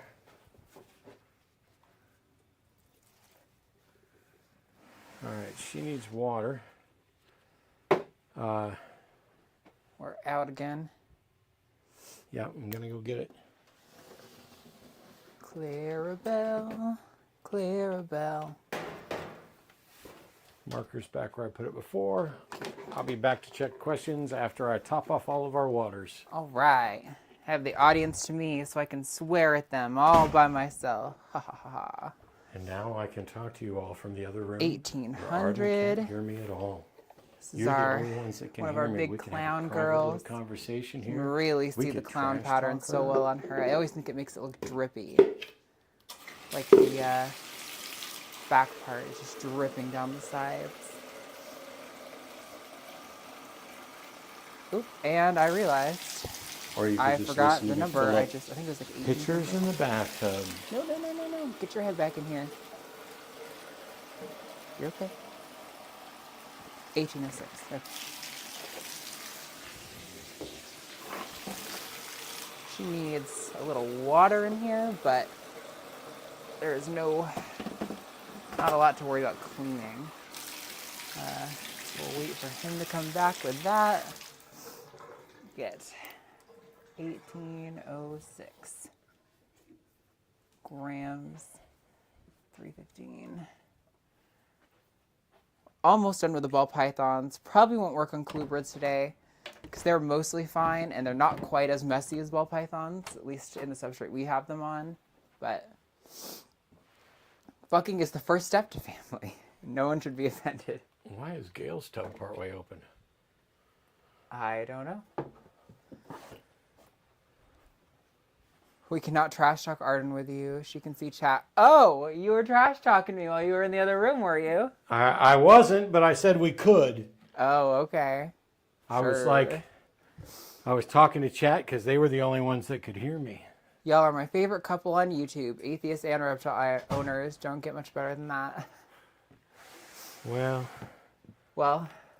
I think if we weren't atheists, it'd be better for business and branding, but, you know, especially living in Texas. I tell you.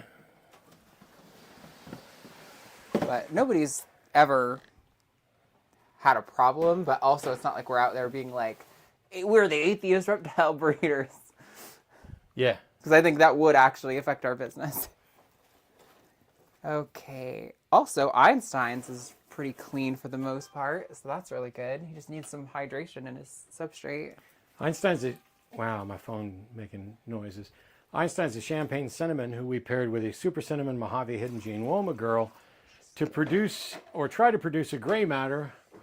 We were successful, and we produced a Mojave gray matter that might also have hidden gene Woma, but as you can see, while he's very pretty, and this doesn't properly show off his colors, he does have a wobble that's pretty significant and kind of ends up stargazing, but he has eaten.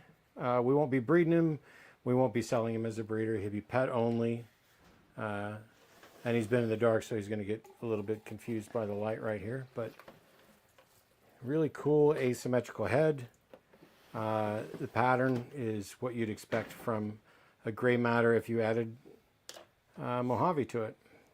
I have no idea if he's going to survive and thrive or not. He's very pretty, but He's a sweet little boy.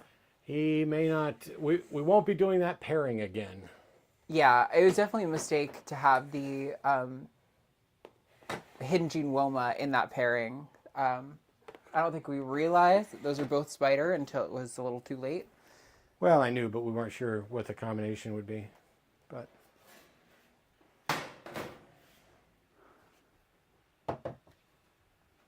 Okay. We've got Anne here. Brittany's done. Ariana is next. And substrate is also mostly good, although there's a Boy. bit of a... Ariana pretty much needs a redo. Okay. So this is Ariana.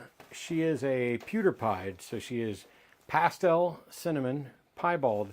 She only has the one smaller saddle right here, and a couple of individual dots, and then you can tell the pastel and cinnamon on her head. Great girl. Whoops. Come here, you. I'm gonna get mommy to weigh you. Hold on, I just don't want to she's forget. done. Yeah, no, it's after she's done. Because I do have a 3-second long brain What? memory. How can I upgrade to 3 seconds? I'm gonna say she's 2,600 grams if she's an ounce. You are a big girl, that's for sure. Whoa, whoa, whoa, whoa. Let's not. Just hold on a second. You're all right. $23.50. $23.50. I'm dumping her whole thing. Yep, that's fine. Yeah, Ariana was probably the most expensive individual snake we bought. She was already a big breeder size. We got her from Best Dressed Balls. I think she was about $1,600 I need at space. the time. She's a great girl, an amazing eater. Almost never turns down a meal except for when she was like gravid and about to lay. I also just love I generally like low weight pieds better. I will say her babies have gotten some of the most attention at expos that we've gotten out of any of the snakes. Just because. And now I need that. Something about a snake that is almost all white but has a pattern on its head really gets people.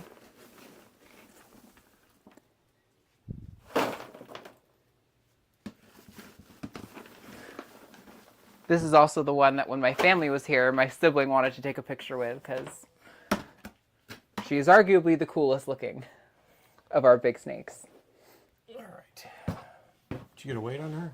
Yeah, it was 24, it was 23.60. Wow, I almost nailed it on the nose. Well, don't nail it on her nose. I don't think she'd like that. She needs water.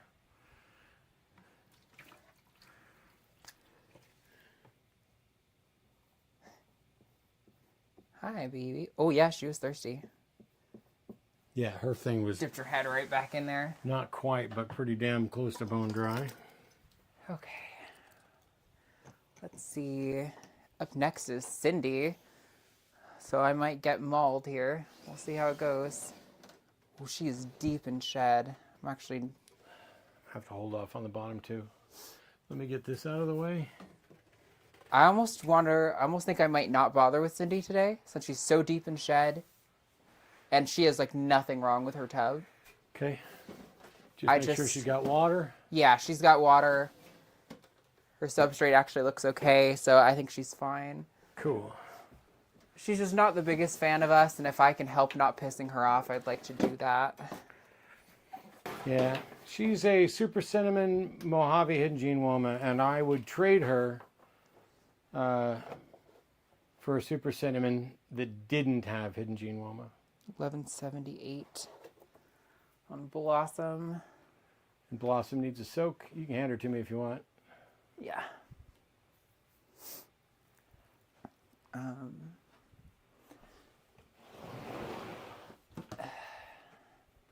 Oh yeah, she really needs a soak.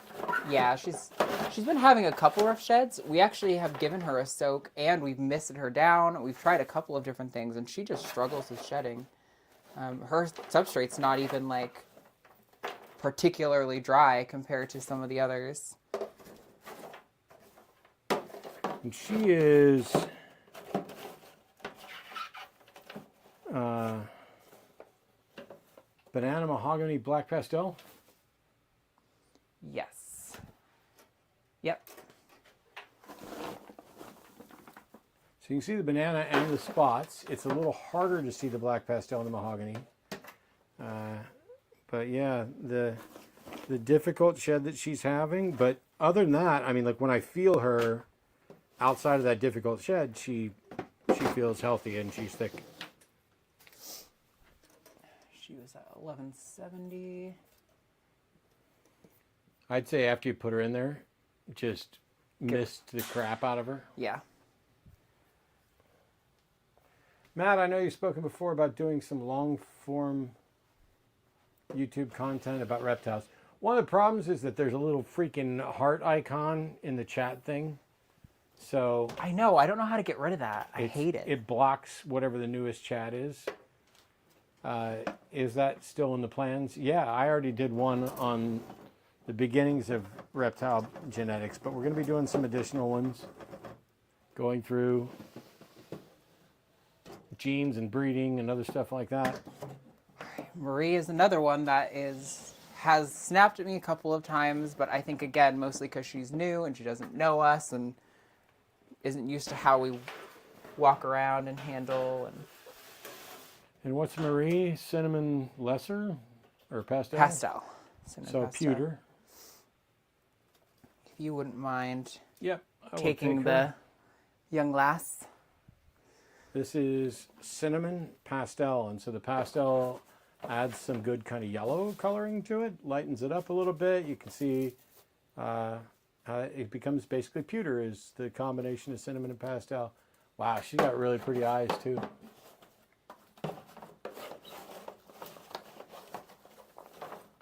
She's kind of small. Like I can tell just from holding her, she's just a little over 1,000 maybe. Yeah, I was even gonna think like 950 or something.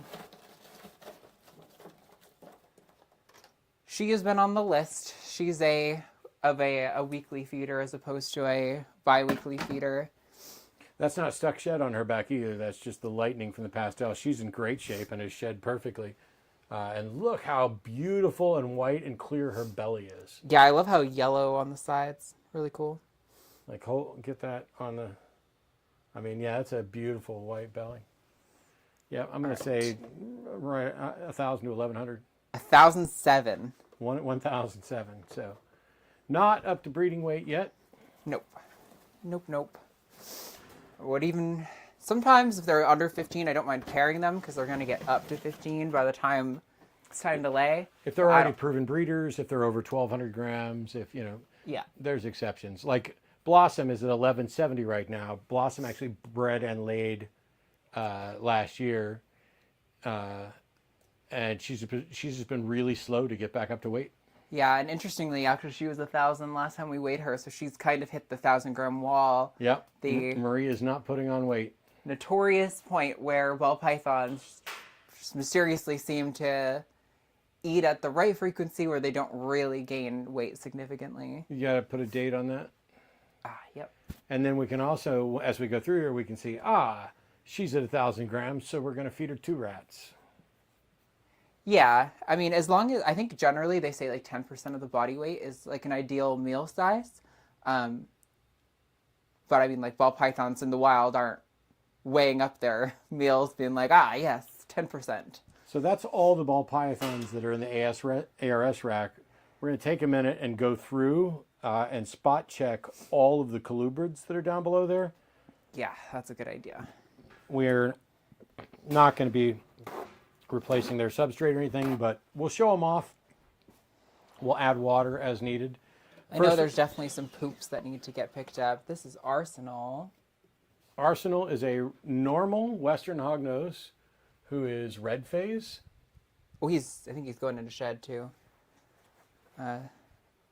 And he's trying desperately to get out of here. Let's see. So look at that belly pattern. Gorgeous belly pattern. Black and orange, almost like Halloween colors on the belly. He's a 2-year-old. Well, actually, he was 2 years old when I got him, so he's almost 3. Yeah, it's been that long. And so he's an adult male, and as you can see, he's very small. We've got Speedy here. She's our biggest girl. She's still pretty young. Yeah, she's half his age and twice his size. Which is normal for hogs. She's an albino superconda and is just really friendly. I want to get a weight on her just so I can see maybe how close she is. Feel bad I'm ruining some of the tunnels and digging work she's done in here. Gives her something to do. It's enrichment. She gets to do them all over again. She's 103 grams, honey. Nice, that's great. Yep. She is not going to breed this year, but next year. Hopefully. She needs to be about 300 grams I would like her to hit. And I think she can do that because she's eating at a good rate right now. Yeah. She's growing really fast, but her meals have gotten bigger, which also means that her growth rate is going to increase.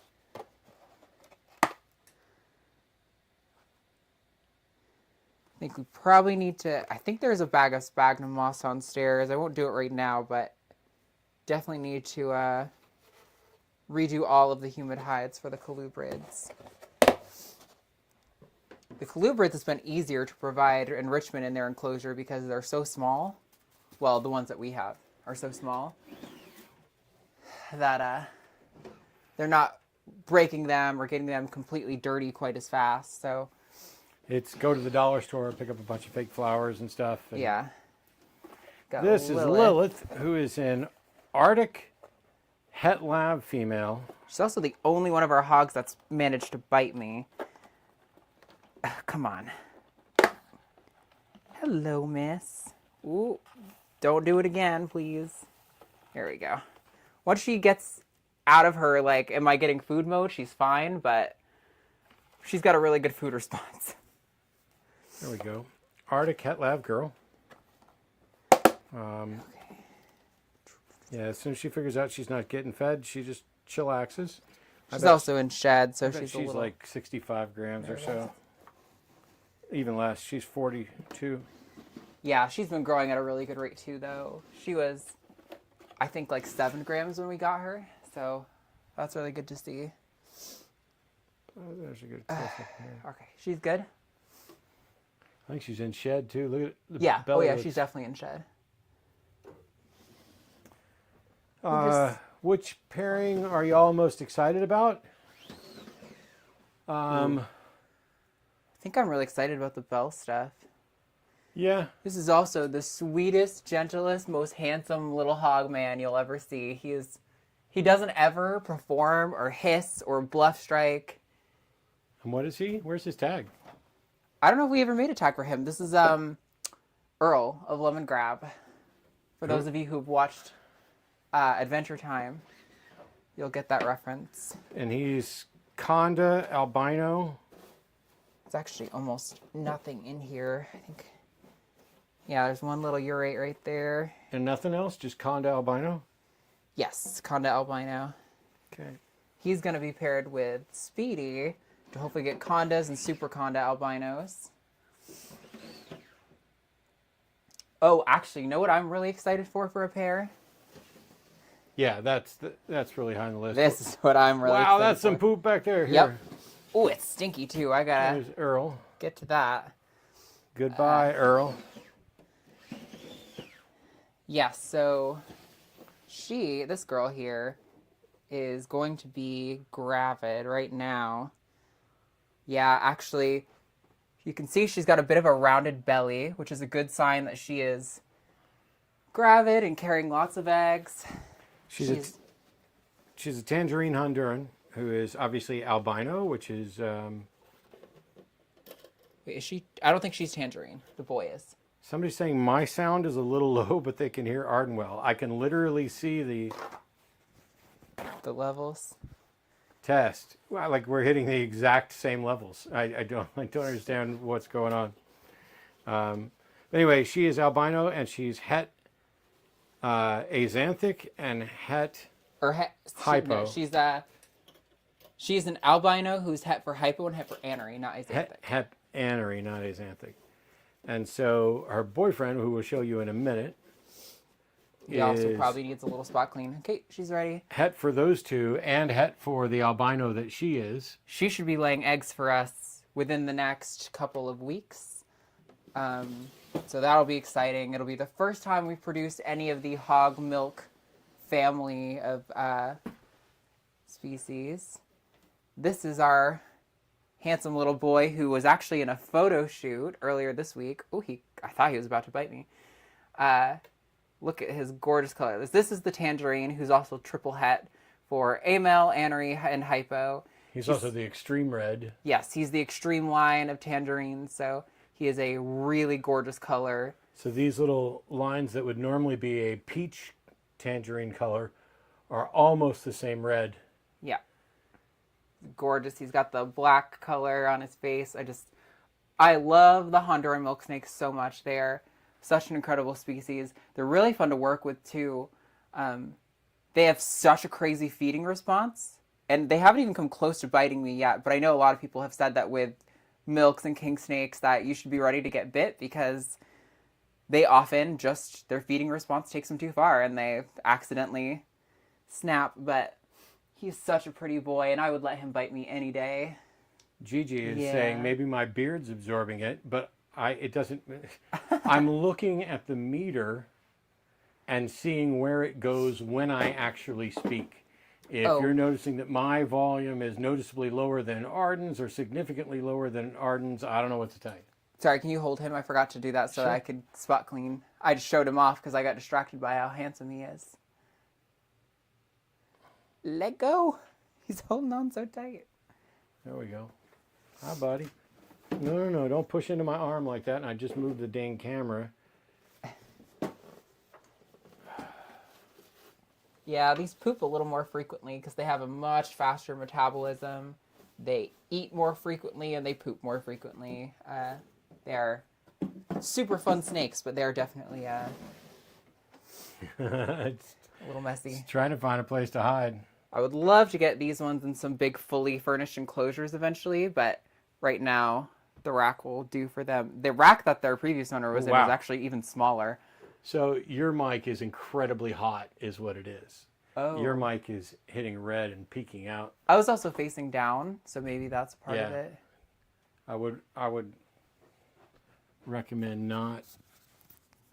Well, it's all right. Just when you, that's the difference is that I'm speaking forward and the mic's picking up all the ambient stuff, and Arden is occasionally, because she's working, leaning down and speaking into her mic. Like Yeah, that. I'm like speaking directly into the mic. Yeah, don't do that. Okay. Not that you can help it. All right, let's see how Ken and Barbie are doing. Whoa. Wow. Grab him. Whoa, whoa, whoa. Jesus Christ. They haven't quite done that to us yet. That hasn't happened yet. Maybe it's because they need some cleanup. You can hand him over here. Yep. Ooh. This is the boy. This is a blonde giant Madagascar hognose snake. And Yeah, okay, hold on. he's let me be about fast. to dump a load out of his cloaca. I can see it, I can smell it stinks see it in here. forming.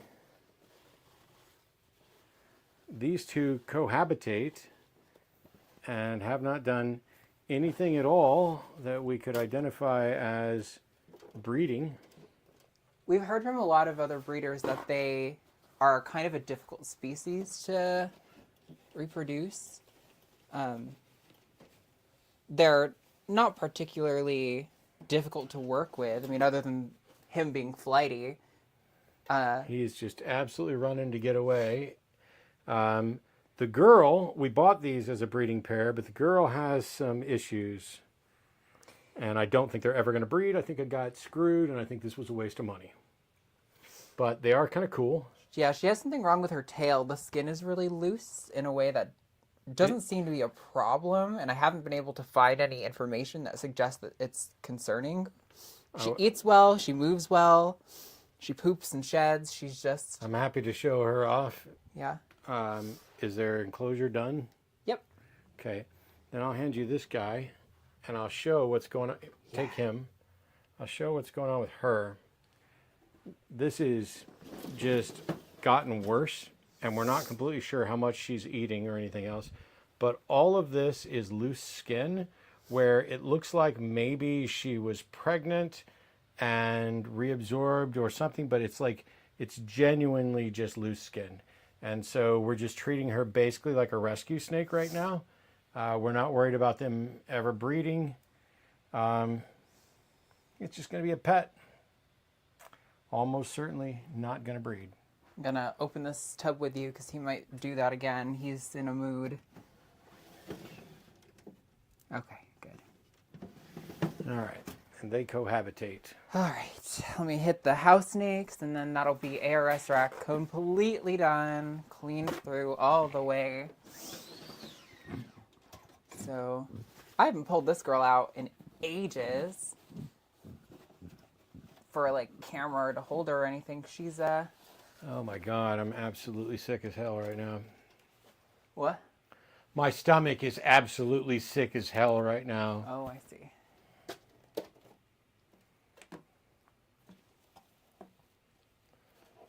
All right, so this is a black African house snake. She's a full-grown adult female. I think she has actually a bit more growing to do. I thought she was full grown, but I've seen some others. Yeah, I mean, they never, like all snakes are not going to stop growing, but she's, I've actually wondered if she might be a male. No, that's a pretty big dip on the cloaca, so she's definitely female, Yeah, but and it's not very long. she's just kind of growing a little bit slower, but I don't mind. She's a sweet girl. I really like her. I can't wait until she can breed, but I'm not worried about it because once house snakes are up to size, they're notorious for producing like 3, 4 clutches a year on average. So I'm sure she's going to give us lots of babies when she gets the chance. We just got to get her a boyfriend. Yep. She has that little dollar store toolbox that we set up as a hide for her. We should show what we did. Kate. Now she's freaking out. She's like, "What are you doing?" Why are you taking my hide? It's just a little dollar store toolbox. It fits really perfectly in there, and it's open on the inside with sphagnum moss. So if she wants to go to a place where she can hide and get some humidity, she can do that. We try to provide hides and humid hides and different sort of environments like that so they can kind of, if they feel like they want to have more humidity or whatever, they can do that on their own. Jared Fuller, Gerber. Hello, Matt Dillhoney and Ardenhart. Hey. Hey, Hope you're doing well.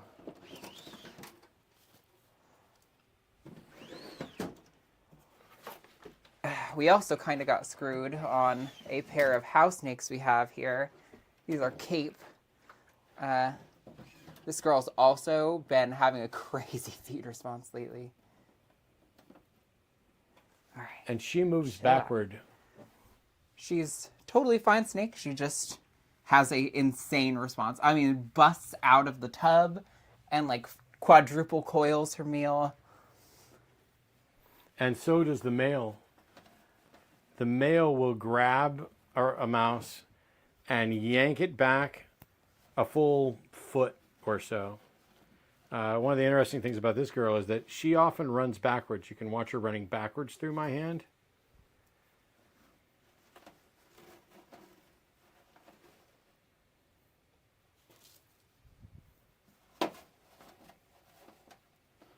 Yeah, she just keeps going backwards at every opportunity. It's weird. And the other house snakes don't do that. She needs a little water.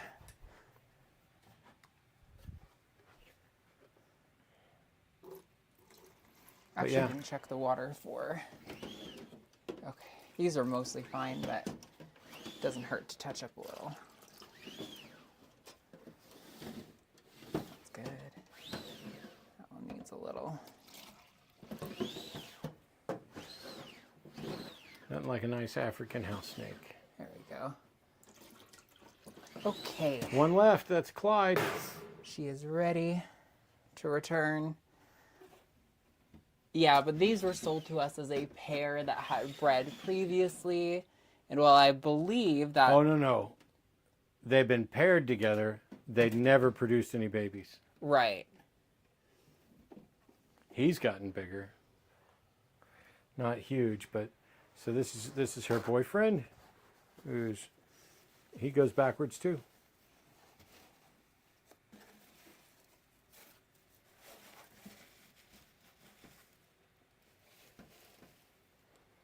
Neither one of them have ever made the slightest attempt to bite at us. They are great to handle. They're easily one of the best pet snakes you're going to get. Yeah, I think they're comparable to corn snakes in both their size and behavior. But I actually think they're easier to handle than corn snakes on average, just because they are so good at suspending themselves. You don't need to really support them that much. They do all that work themselves, which when you're working with like, a young person or someone who might not know how to be quite as careful, that can be really an advantage. Like the young person who dropped one of our snakes at a convention last weekend. All right. Wasn't very far, and the snake's totally fine, but it scared I'm the going to crap make out an of us. executive decision. You ready for this executive decision? Wait, can I predict it? What is it? It's going to be we don't do this until tomorrow or something. No, I think we should go through it and add water to everybody and check on them and write on the tub what needs to be done. Okay. That'll just be quicker to get through that way. Yeah, how long are we at on the stream now? Where the hell's the thing? 2 hours. 2 hours? Oh, that's not quite as bad as I thought it was going to No. be.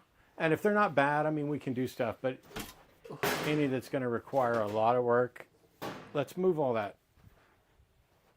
Let's push that thing in. We'll move the scale out of the way, give you access to that back corner, or give me access to that back corner. Matter of fact, I'll go to the back corner. I will go hide in a corner. Nobody puts Matt in a corner. Except for Matt. I need the ladder. Hiccups and burps. All right. Lovely sounds for you guys. I'll probably need water. All right. I'm not going to get... There we go. This is Peel.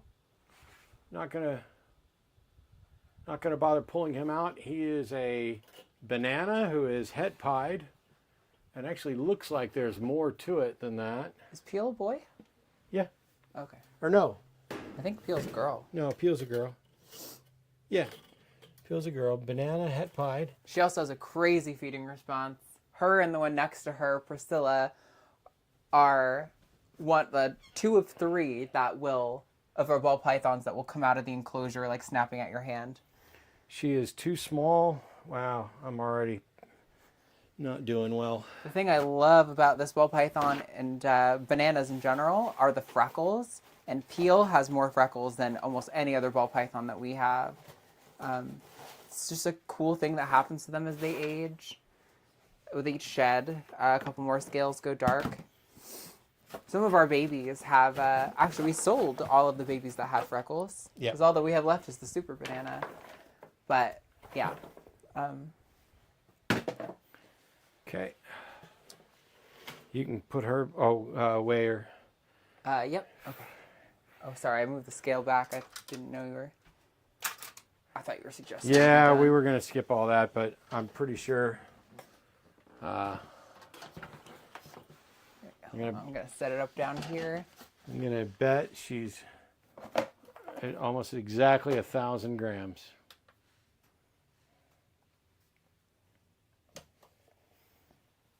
A 1,009. Very well done. You can pat yourself on the back. I can't because I weighed her before and she was 993. Oh, fucking cheater. Great idea for when I start buying enclosures. Yeah, was that in reference to the African house snakes? I think the males are great for a beginner snake because they stay pretty small. You could probably get a 2x2 enclosure and that would be enough for its entire life. This is one of the 3 that I'll get a glove out for initially. And now she'll be fine. Yeah. Her, one of the other girls that we got from this collection, who is a part of the group, will bite you even after you pull her out and let her like calm down and desensitize to you. But this girl, she's even a little tense and looking at my hands. Like I wouldn't be surprised if she decided to pop at me. But nope. She kind of smells a little weird. Sometimes we've had a few that got like infections towards their cloaca and that created a weird smell. Don't think that's what's going on with you though. There we go, now she's being sweet.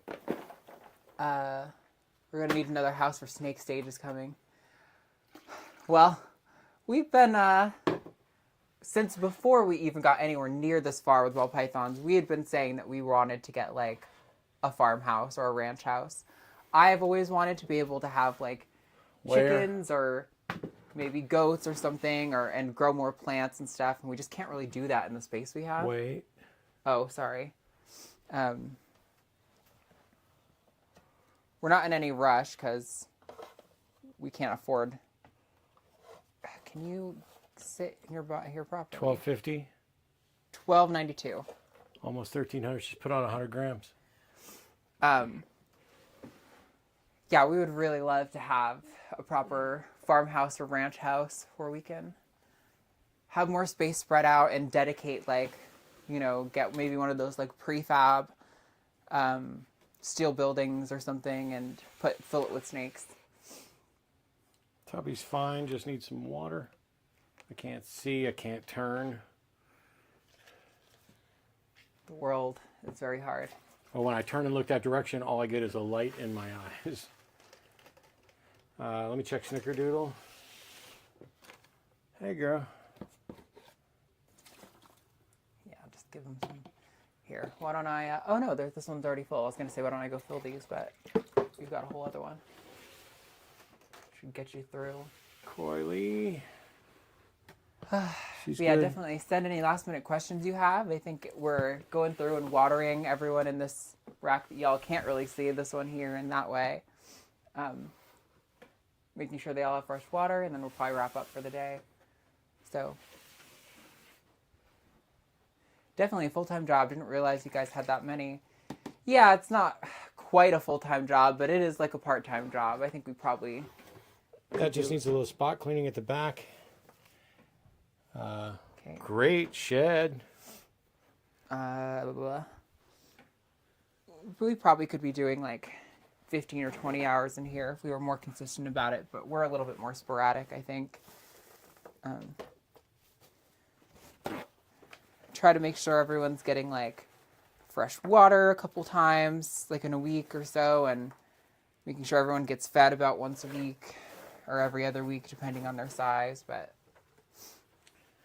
So Alicia Keys here is an albino black pastel, and she's right at 900 grams, so not quite ready to breed. But doing okay. And I need a marker. where's the black one?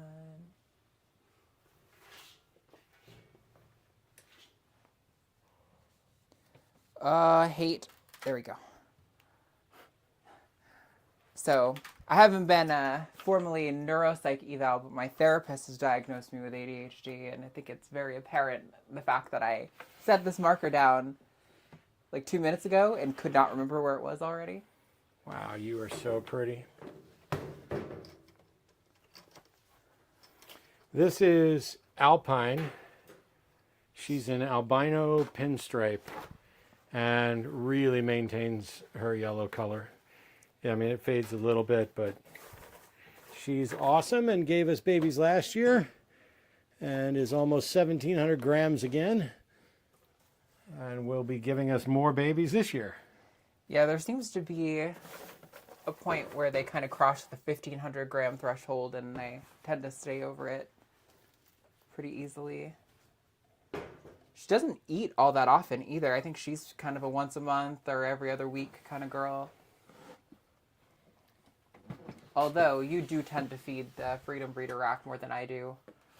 Well, we've also got to switch some of them to ASS now. This one probably needs a whole replacement.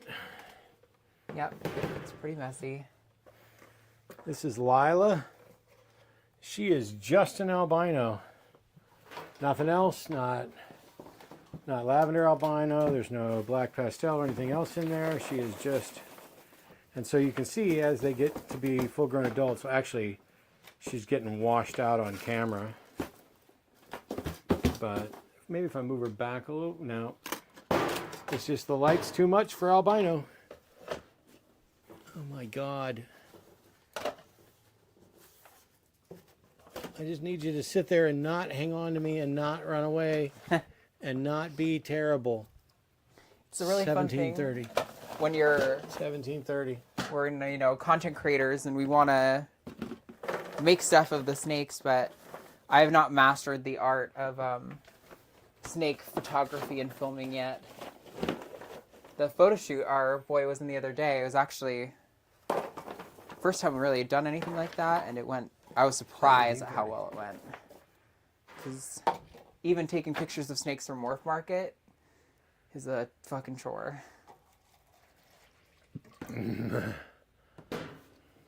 I just want to go throw up.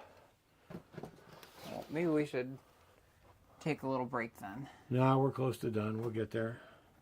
17:30 is the weight. Let me check chat. I need to get a drink. Can run and get a drink. Just don't talk shit over your wireless mic. Preparing for the show was long, was it good? I don't know how long ago you said that, Gigi, or what it was in respect to. We're Okay. constantly preparing for shows.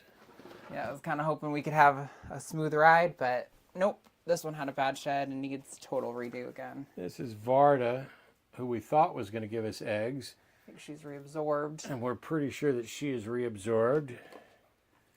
And I think she's just a yellow belly. But she's got a little bit of a rough shed going.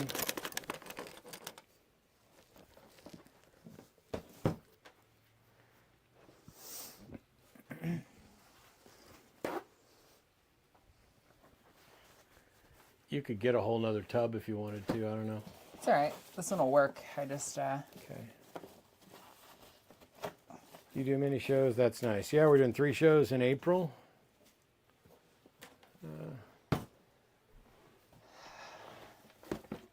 and that'll be it for a little while. Unfortunately, shows have kind of become, to a lot of people, more of a zoo than a place to buy reptiles. I think NARBC is still pretty good because that's like the one the breeders go to Yeah. for fun. But yeah, sales aren't quite as hopping as we'd like. We need to get the scale reset up for her.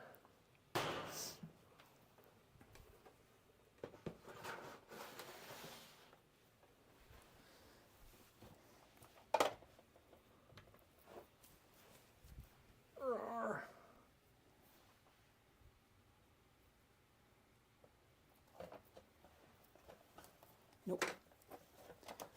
Come on, girl. Don't make this a chore. 1710. Okay. Oh. I'm definitely getting a little pooped out here. Yeah, for those wondering what I'm complaining about, the Ozempic that I'm on messes with my stomach and puts me in a position where I might just like burp uncontrollably for a ridiculous amount of time. It's awful and annoying, and you constantly feel like you're going to throw up. Yvonne is not too bad. She has a few pieces of shed in here, but it needs some water. But no poops or anything, so that's good. Okay.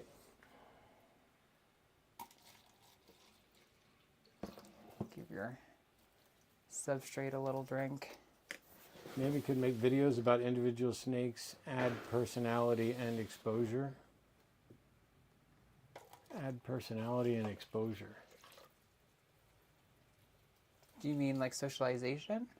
I'm not going to make TikToks where this is Huey. He's getting ready to hook up with so-and-so.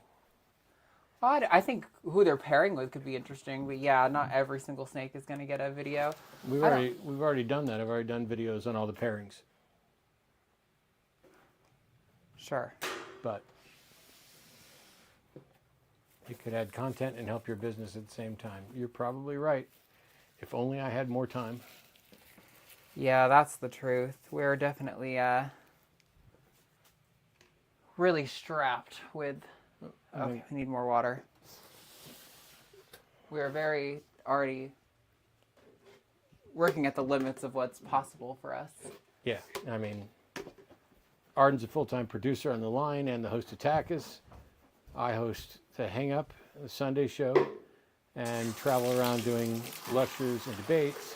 And then the weekends that we're not doing all the stuff related to secularism, we're doing reptile expos, and it's just, there's no more time, and there's not enough money being made to necessarily hire anybody to do all the content stuff that we'd like to do. So it's just going to take time.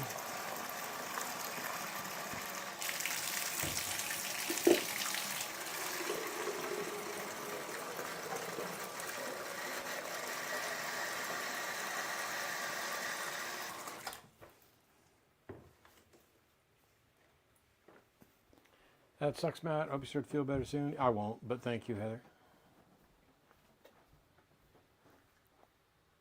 Yeah, I was going to say, you guys have a ton of shows to do already. Yeah. It's unavoidable, but, you know, it's the stuff we love.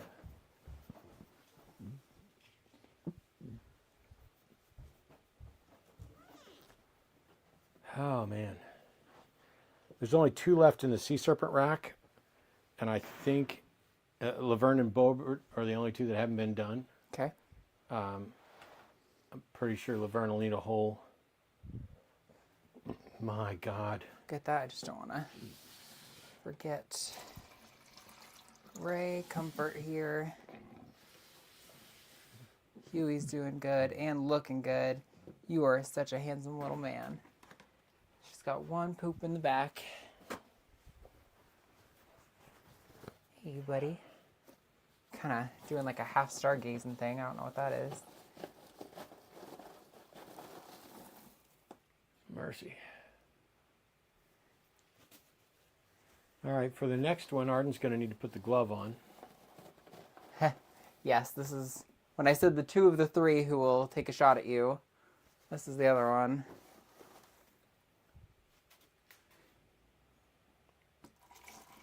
This next one is one we named Pick Her, and I can't remember why. Yeah, me either. But she is just a GHI. She's really big.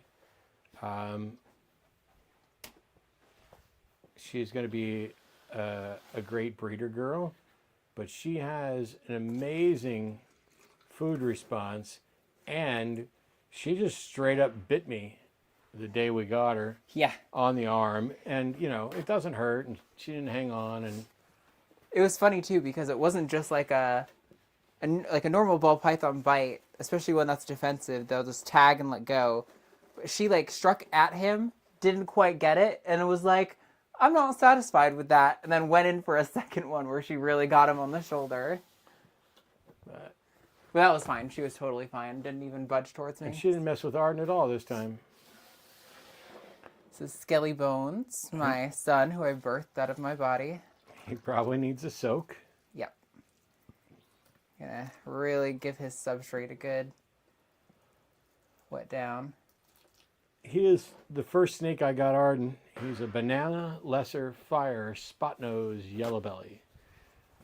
He's going to be amazing for breeding a number of things. We've already found sperm plugs on him, so we know he's ready to go. We literally paired him up with Pick Her, the GHI. Yep. But I'm not sure that they did anything other than her kind of rubbing poop all over him. Yeah. He did have poop on his head that we like struggled to get off for a few days. Still got a little bit on his nose actually. But he'll shut out. He's in shed, yeah. He's a handsome little boy. He's a banana. Very good. Banana lesser fire spot nose yellow belly. 5 incomplete dominant genes in that snake. Really cool. Paid quite a bit for him actually as well. He would sell for a little bit less now. There's only 2 snakes or 1 snake left above the line, and that's Bam Bam, who she's watering right now. Bam Bam is a pastel cinnamon who's het black axanthic, and we bred him last year. We're not breeding him this year. He's actually for sale. He's a great snake too. He would make a good pet or breeder for anyone who's interested in pewter. So there's people asking questions. One says, is Ray Comfort a banana? And the other one says, y'all have a snake named Ray Comfort. Ha, good one. And yes, in fact, Ray Comfort is one of the first bananas we got who's also het pied and het lavender albino. So he's banana het dreamsicle and can potentially produce banana dreams. I'm glad you all appreciate. I did come up with that name, although I can't pretend that I came up with the ragging on Ray Comfort for bananas joke. That is about as old as it gets. A lot of other people. All right. Only a few more snakes left in the small rack, or the medium rack, and then we have the big rack. And we don't have to do anything with the babies right now. Yeah, no, we went through and gave them all water and food on Monday, so they should be fine. Hog Stricture says, Matt, do you sell on Morph Market? Yes, we have a Morph Market. There are only 2 snakes up there right now. As we prepare to go to NARBC Dallas, we will be over the next week or 2 putting all these babies up. But I'll tell you, hog strichters, if there's something in particular you're looking for, you can tell me now and save me the time. But Yeah, we'd be happy to work with you directly. I got Conceptions, Dreamsicle, I've got OD8 Pied Het Labs, and I've No got... Gaga, it's not food time. We have a spider ball python who is a sweet and lovely girl who has a bonkers food response.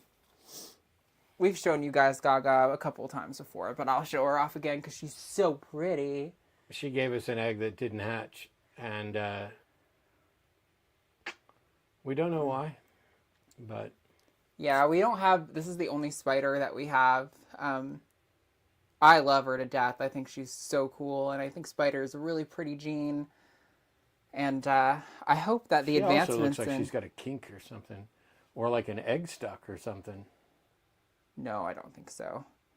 We filter through when she, after she laid. Anyway, But, she's yeah. back to being small again and eating everything that we put in front of her. She definitely has a wobble, but it's not nearly as bad as the boy we showed y'all earlier. Because he can barely keep himself straight, whereas she can at least live like a 90% normal life. Who's next? This is Diggle.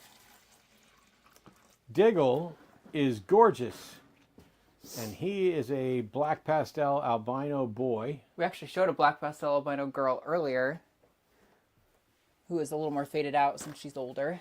Look how crisp that pattern is. I mean, I dare you to find a black pastel albino that looks better than that. There's no other genes there that we know of. Just really cool what black pastel does to the pattern, and then letting the albino take off. That is easily one of the best looking snakes. Best looking, probably 2 gene snake we got.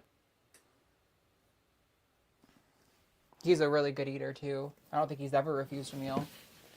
You said when you say it didn't hatch, did something develop and something happened to the baby, or was it a slug? A baby halfway developed, and we could see that it was a spider and some other genes, but we weren't sure what, and it only halfway developed. It's also kind of hard to identify genes at that stage in development because they often are very, very lightly colored. Wait, is this Sunny Boy? Yeah. So Sunny Boy is an Inchie who's also Het Sunset. And I haven't checked him for sperm plugs because he's just a year old. But we could potentially get an offspring that's maybe it's also Het Sunset, breed all of his babies, but that's a couple years down the road, and I think Sunset's going to be considerably cheaper before then. What we got? Oh, all right. Well, you could spray pee all over me instead of popping those hemipenes out, but that would be good. But yeah, he's a really good-looking Inchie. He's also another powerhouse eater. Just never refuses a meal. He's always ready to go. Al, we already did, so we got Ronald. Ronald, we've been trying to sell at the last couple of conventions. I bought him to be a breeder, and he is a lesser clown, a visual lesser clown. Come here, buddy. He's very nice and friendly and a pretty snake. But I got a banana blade clown, and that was preferable for our clown breeding project than a lesser was. And so, I mean, you can see he's got great pattern. So this is our lesser clown breeder boy who's for sale, like a lot of our other snakes.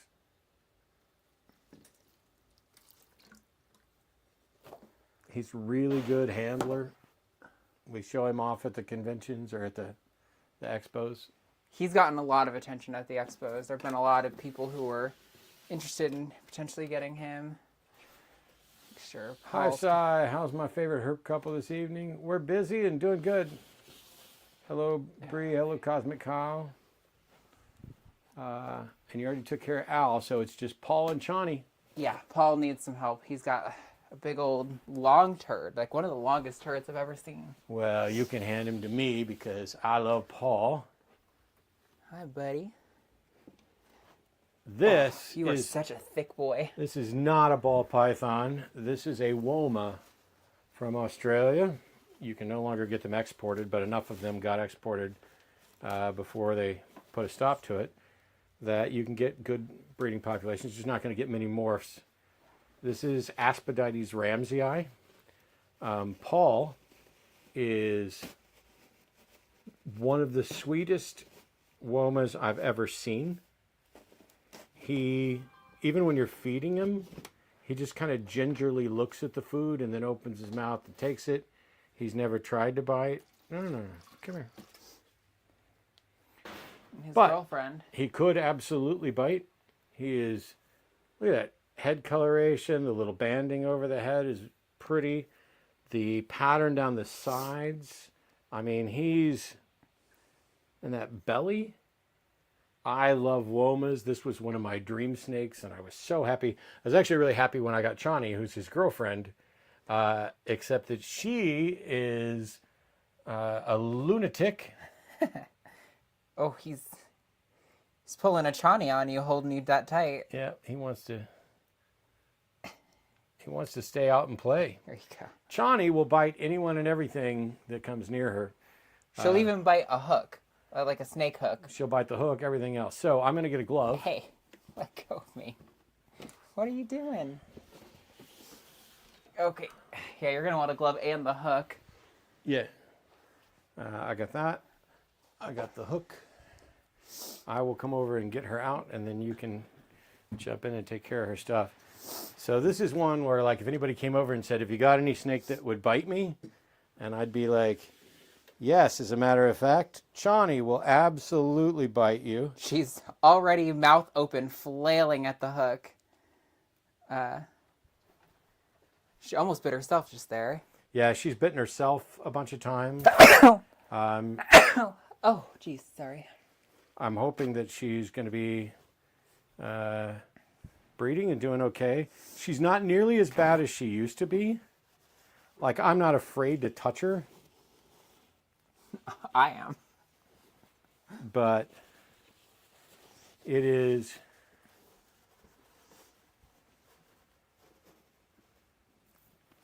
I'm very careful because I don't want to stress her out. She has already wrapped herself around this hook to the point that I can't get the hook out. And on several occasions, she's bit the hook, she's bit the glove, and on multiple occasions, I've had to just leave the glove in with her. Yeah. Hey. All right. She's ready. I can't get her off the hook. She's not even really hanging onto the glove that much. It's just the hook. There we go. Go ahead. Womas do have a reputation for being a little bit spicier. It's not so much that my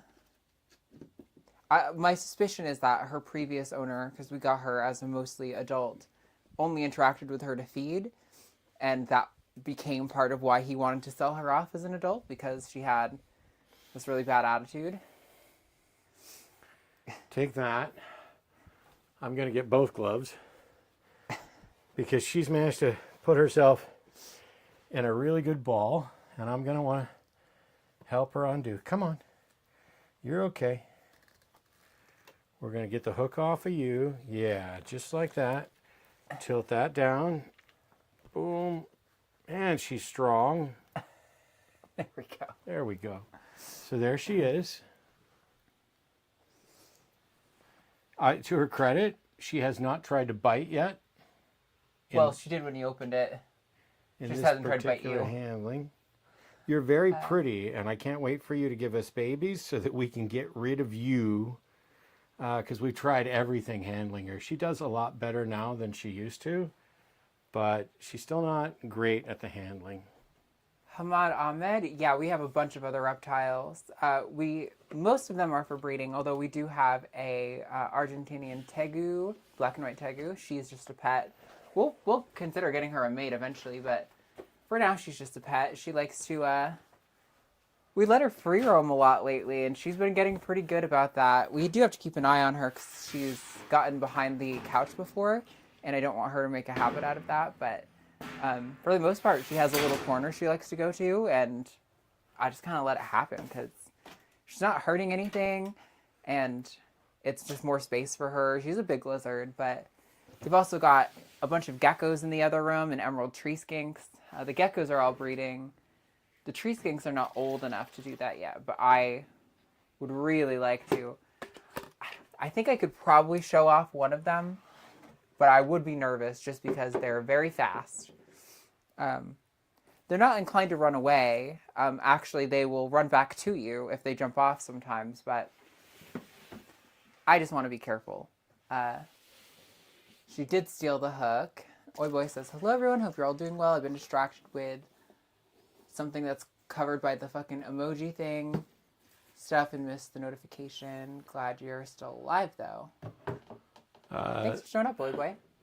That needs a little cleanup. This is Chandra. Wow. So tired of stepping on the little bits of cocoa.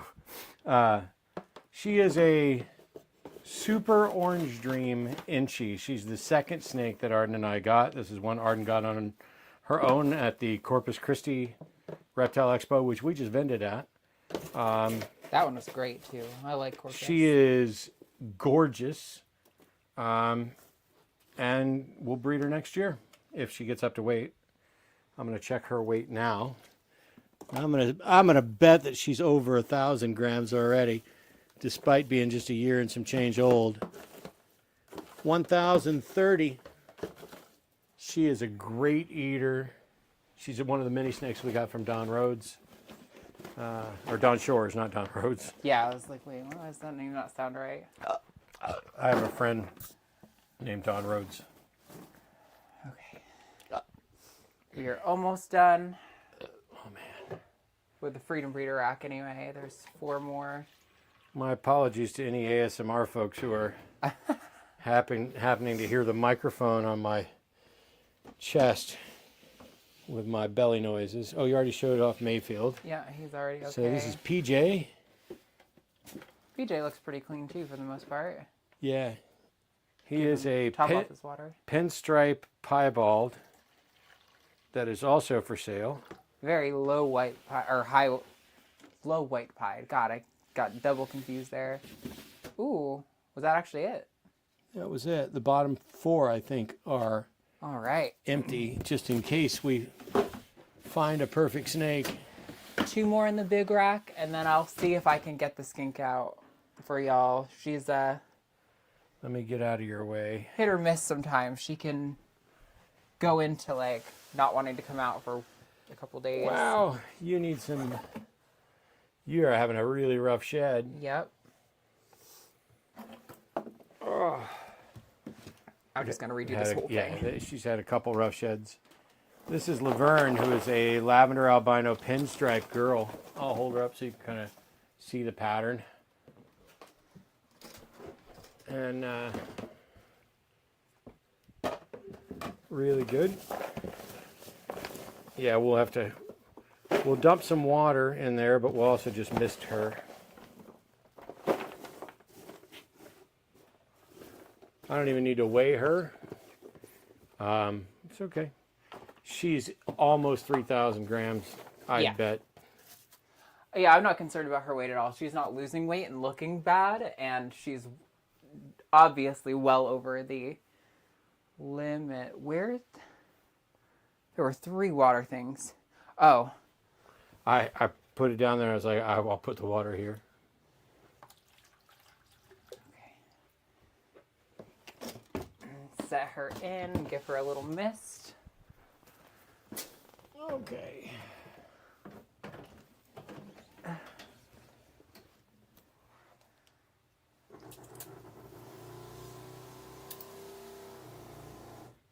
Try not to go too hard because I think that might have been what caused the RI on Ovaltine last time. Uh-oh. Is she going to be on X? Are you fucking kidding me? Don't. All right, hang on. You guys might be in luck. We thought that she had reabsorbed. She's laying in a particular way right now. That is... We thought that she reabsorbed and she had started eating, but she refused a meal this week. There is no way she's laying like that and not actually on eggs. Okay. This is Bobert, who is our clown girl. Yeah, I see the eggs. Oh, yeah. She's on eggs. Oh, my God. Okay. She's hissing at me. Yeah. And now we don't know when she laid them because it's been a couple of days.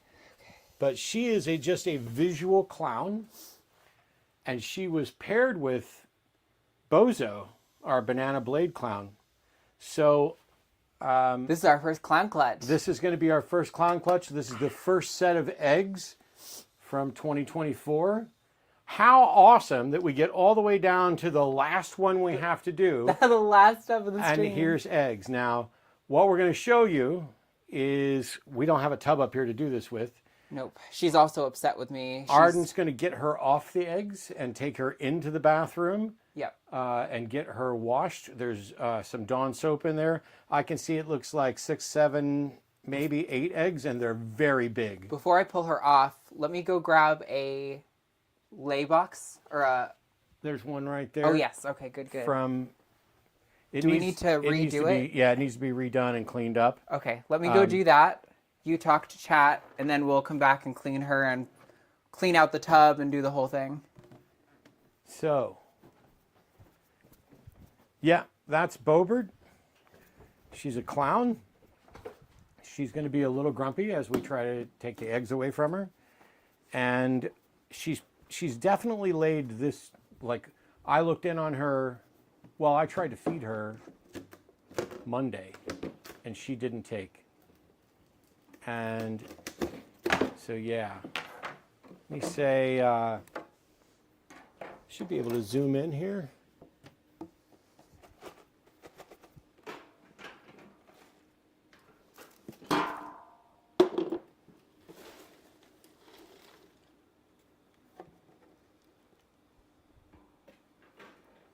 Let me get that centered. I can zoom in a little more.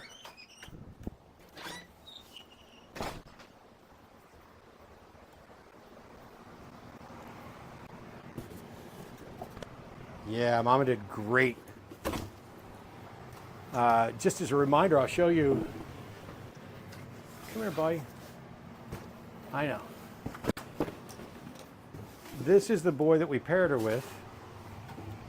He is a banana blade visual clown, which means every baby in those eggs will be a visual clown. 50% of them will be banana clowns, 50% of them will be blade clowns, which means 25% of them will be banana blade clowns, just like their dad. I am over the moon happy. This is our first set of eggs from a clown clutch. How excited that you guys got to be here for the end of this. First set of clown eggs. And we thought she'd reabsorbed. I'm half dumbfounded. We opened the drawer, and both Arden and I looked at it, and it's pretty obvious when they are laying on eggs like that. It's really obvious. And so, yeah, as soon as Arden's done getting a lay box or a hatch box, we will pull her off. We'll take her in the other room, the bathroom, and we will wash her off thoroughly to get the scent of the eggs off of her. And we will completely redo this box that she's in so that there's no scent of eggs left. And that will get her back on food in a reasonable amount of time. And yeah, just for the people who are asking, the incubator is still running, even though there weren't eggs in there. It's at 89 degrees. They will incubate for 56 days. I will put the date for these as, so today's Friday, the 15th. So I'll list it as Tuesday, I'll list it as Tuesday the 12th through the 15th, and so we'll know it. We'll have a 3-day window. And so they can hatch in 56 days at that 89 degrees. Yeah, and that's the good lay box.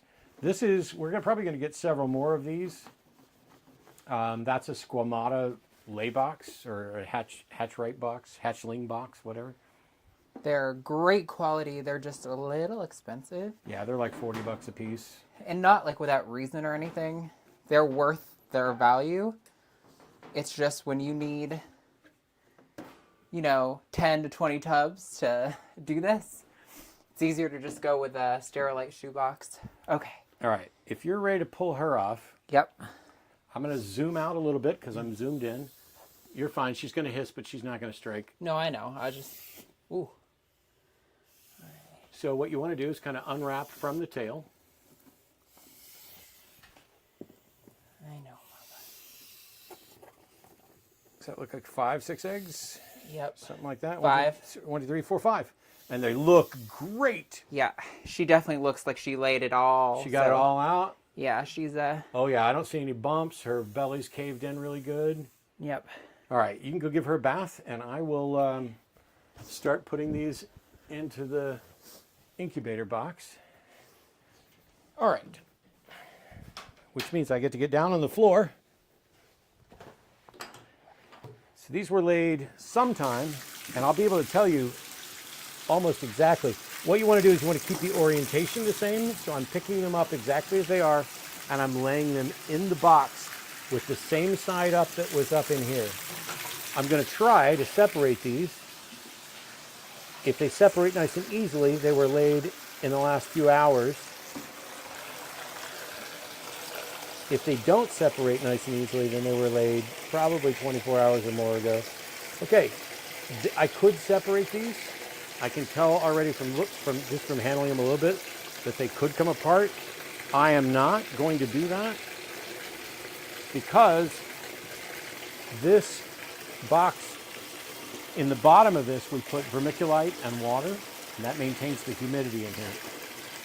And while I could easily peel these apart, they're already sealed pretty solid, and they're in a formation, and there's plenty of room here for them. So I'm just going to set them like this, leave them alone. We're going to completely redo her tub. These are going to get labeled and put into the incubator. 5 eggs. Still hissing at me. Yeah, she needs her tub completely redone. Damn, girl. If you want, this is a tub. Yes, let's put her in there for now. Get her some water. Okay. So, yeah, I just washed her down, made sure we got as much of the egg sent off of her. I need a water, a deli cup. I don't remember where they are. My brain is fried right now. There's some downstairs. Oh, wait, here's one. Do we have any water? Yep, a little Please bit. don't take a bite out of me. Not very much, but she did strike at me while I was washing her, but she missed because You're too fast? I'm too fast. I'm a professional. All right, that tub will get completely redone. Okay, let's bring this back up. Aim this back up at the room so that we're not just pointed down at the dirt and everything. Go. This Okay. is the tub, and there's plenty. This is one of the reasons why I love this tub. Is if you get eggs that are in a pile in a stack like this, they can just go in here like this. You don't have to separate them. We also have some hatch-right trays and dragon hatch trays where you put the individual eggs in so they stay nice and low and flat. But this will be fine, and we will get 5 clowns out of this. Yeah, those eggs look great. I think all of those should make it to term without much of a problem. So I do have to clean out this entire tub regardless of how dirty it is, because just along the same lines of why I wash her body, the idea is that by cleaning out this entire thing, you've removed most of the smell of her eggs, which is what's going to prevent her from starting on food again. So hopefully by doing this, in the next month, she'll take a meal and then be back on food again right away. That way we can get her producing eggs again next year without too much of a gap. But It doesn't always work. Sometimes they still take a long time. Sometimes they end up getting a year off because of how they decide to eat. But this just gives us the best odds of getting them back on track in time. For us, 3130 is 60. So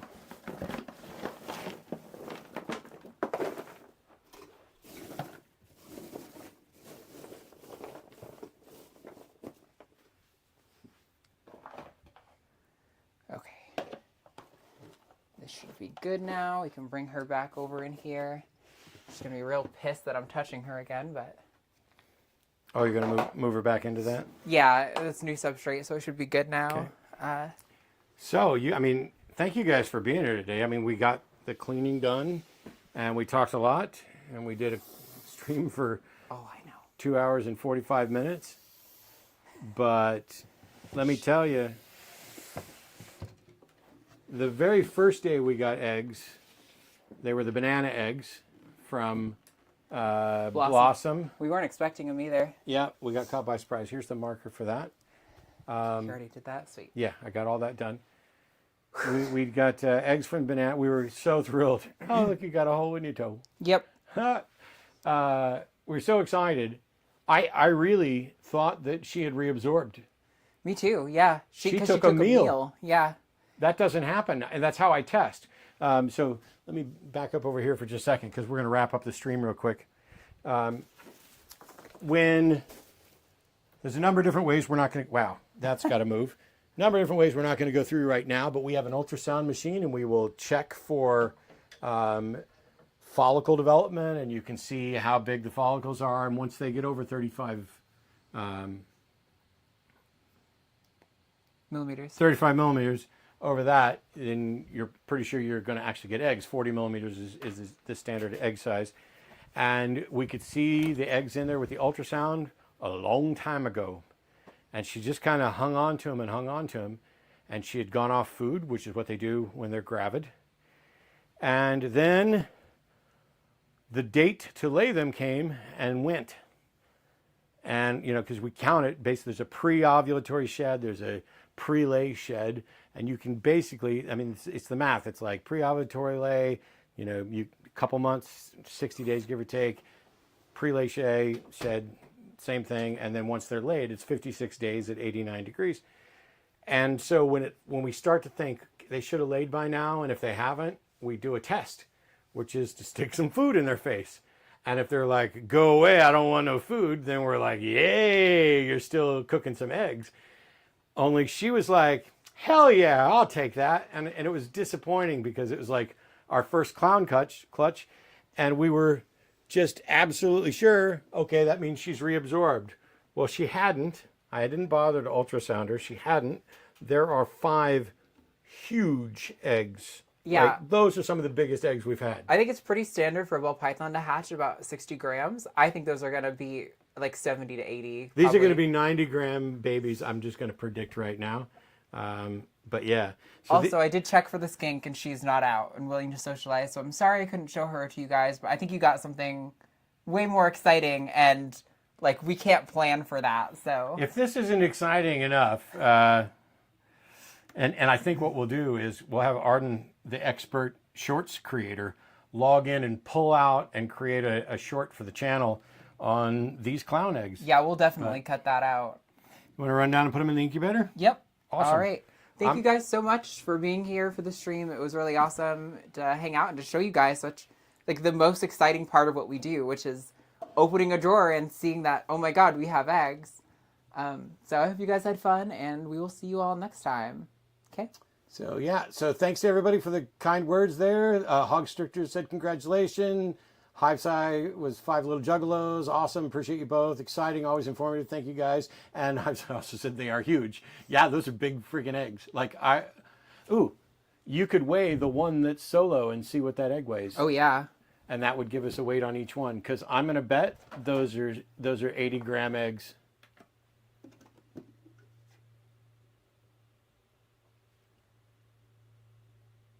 Holy crap. 119-gram eggs. That's amazing. No wonder she took. She clearly was using up some of her she was resources. cooking some eggs.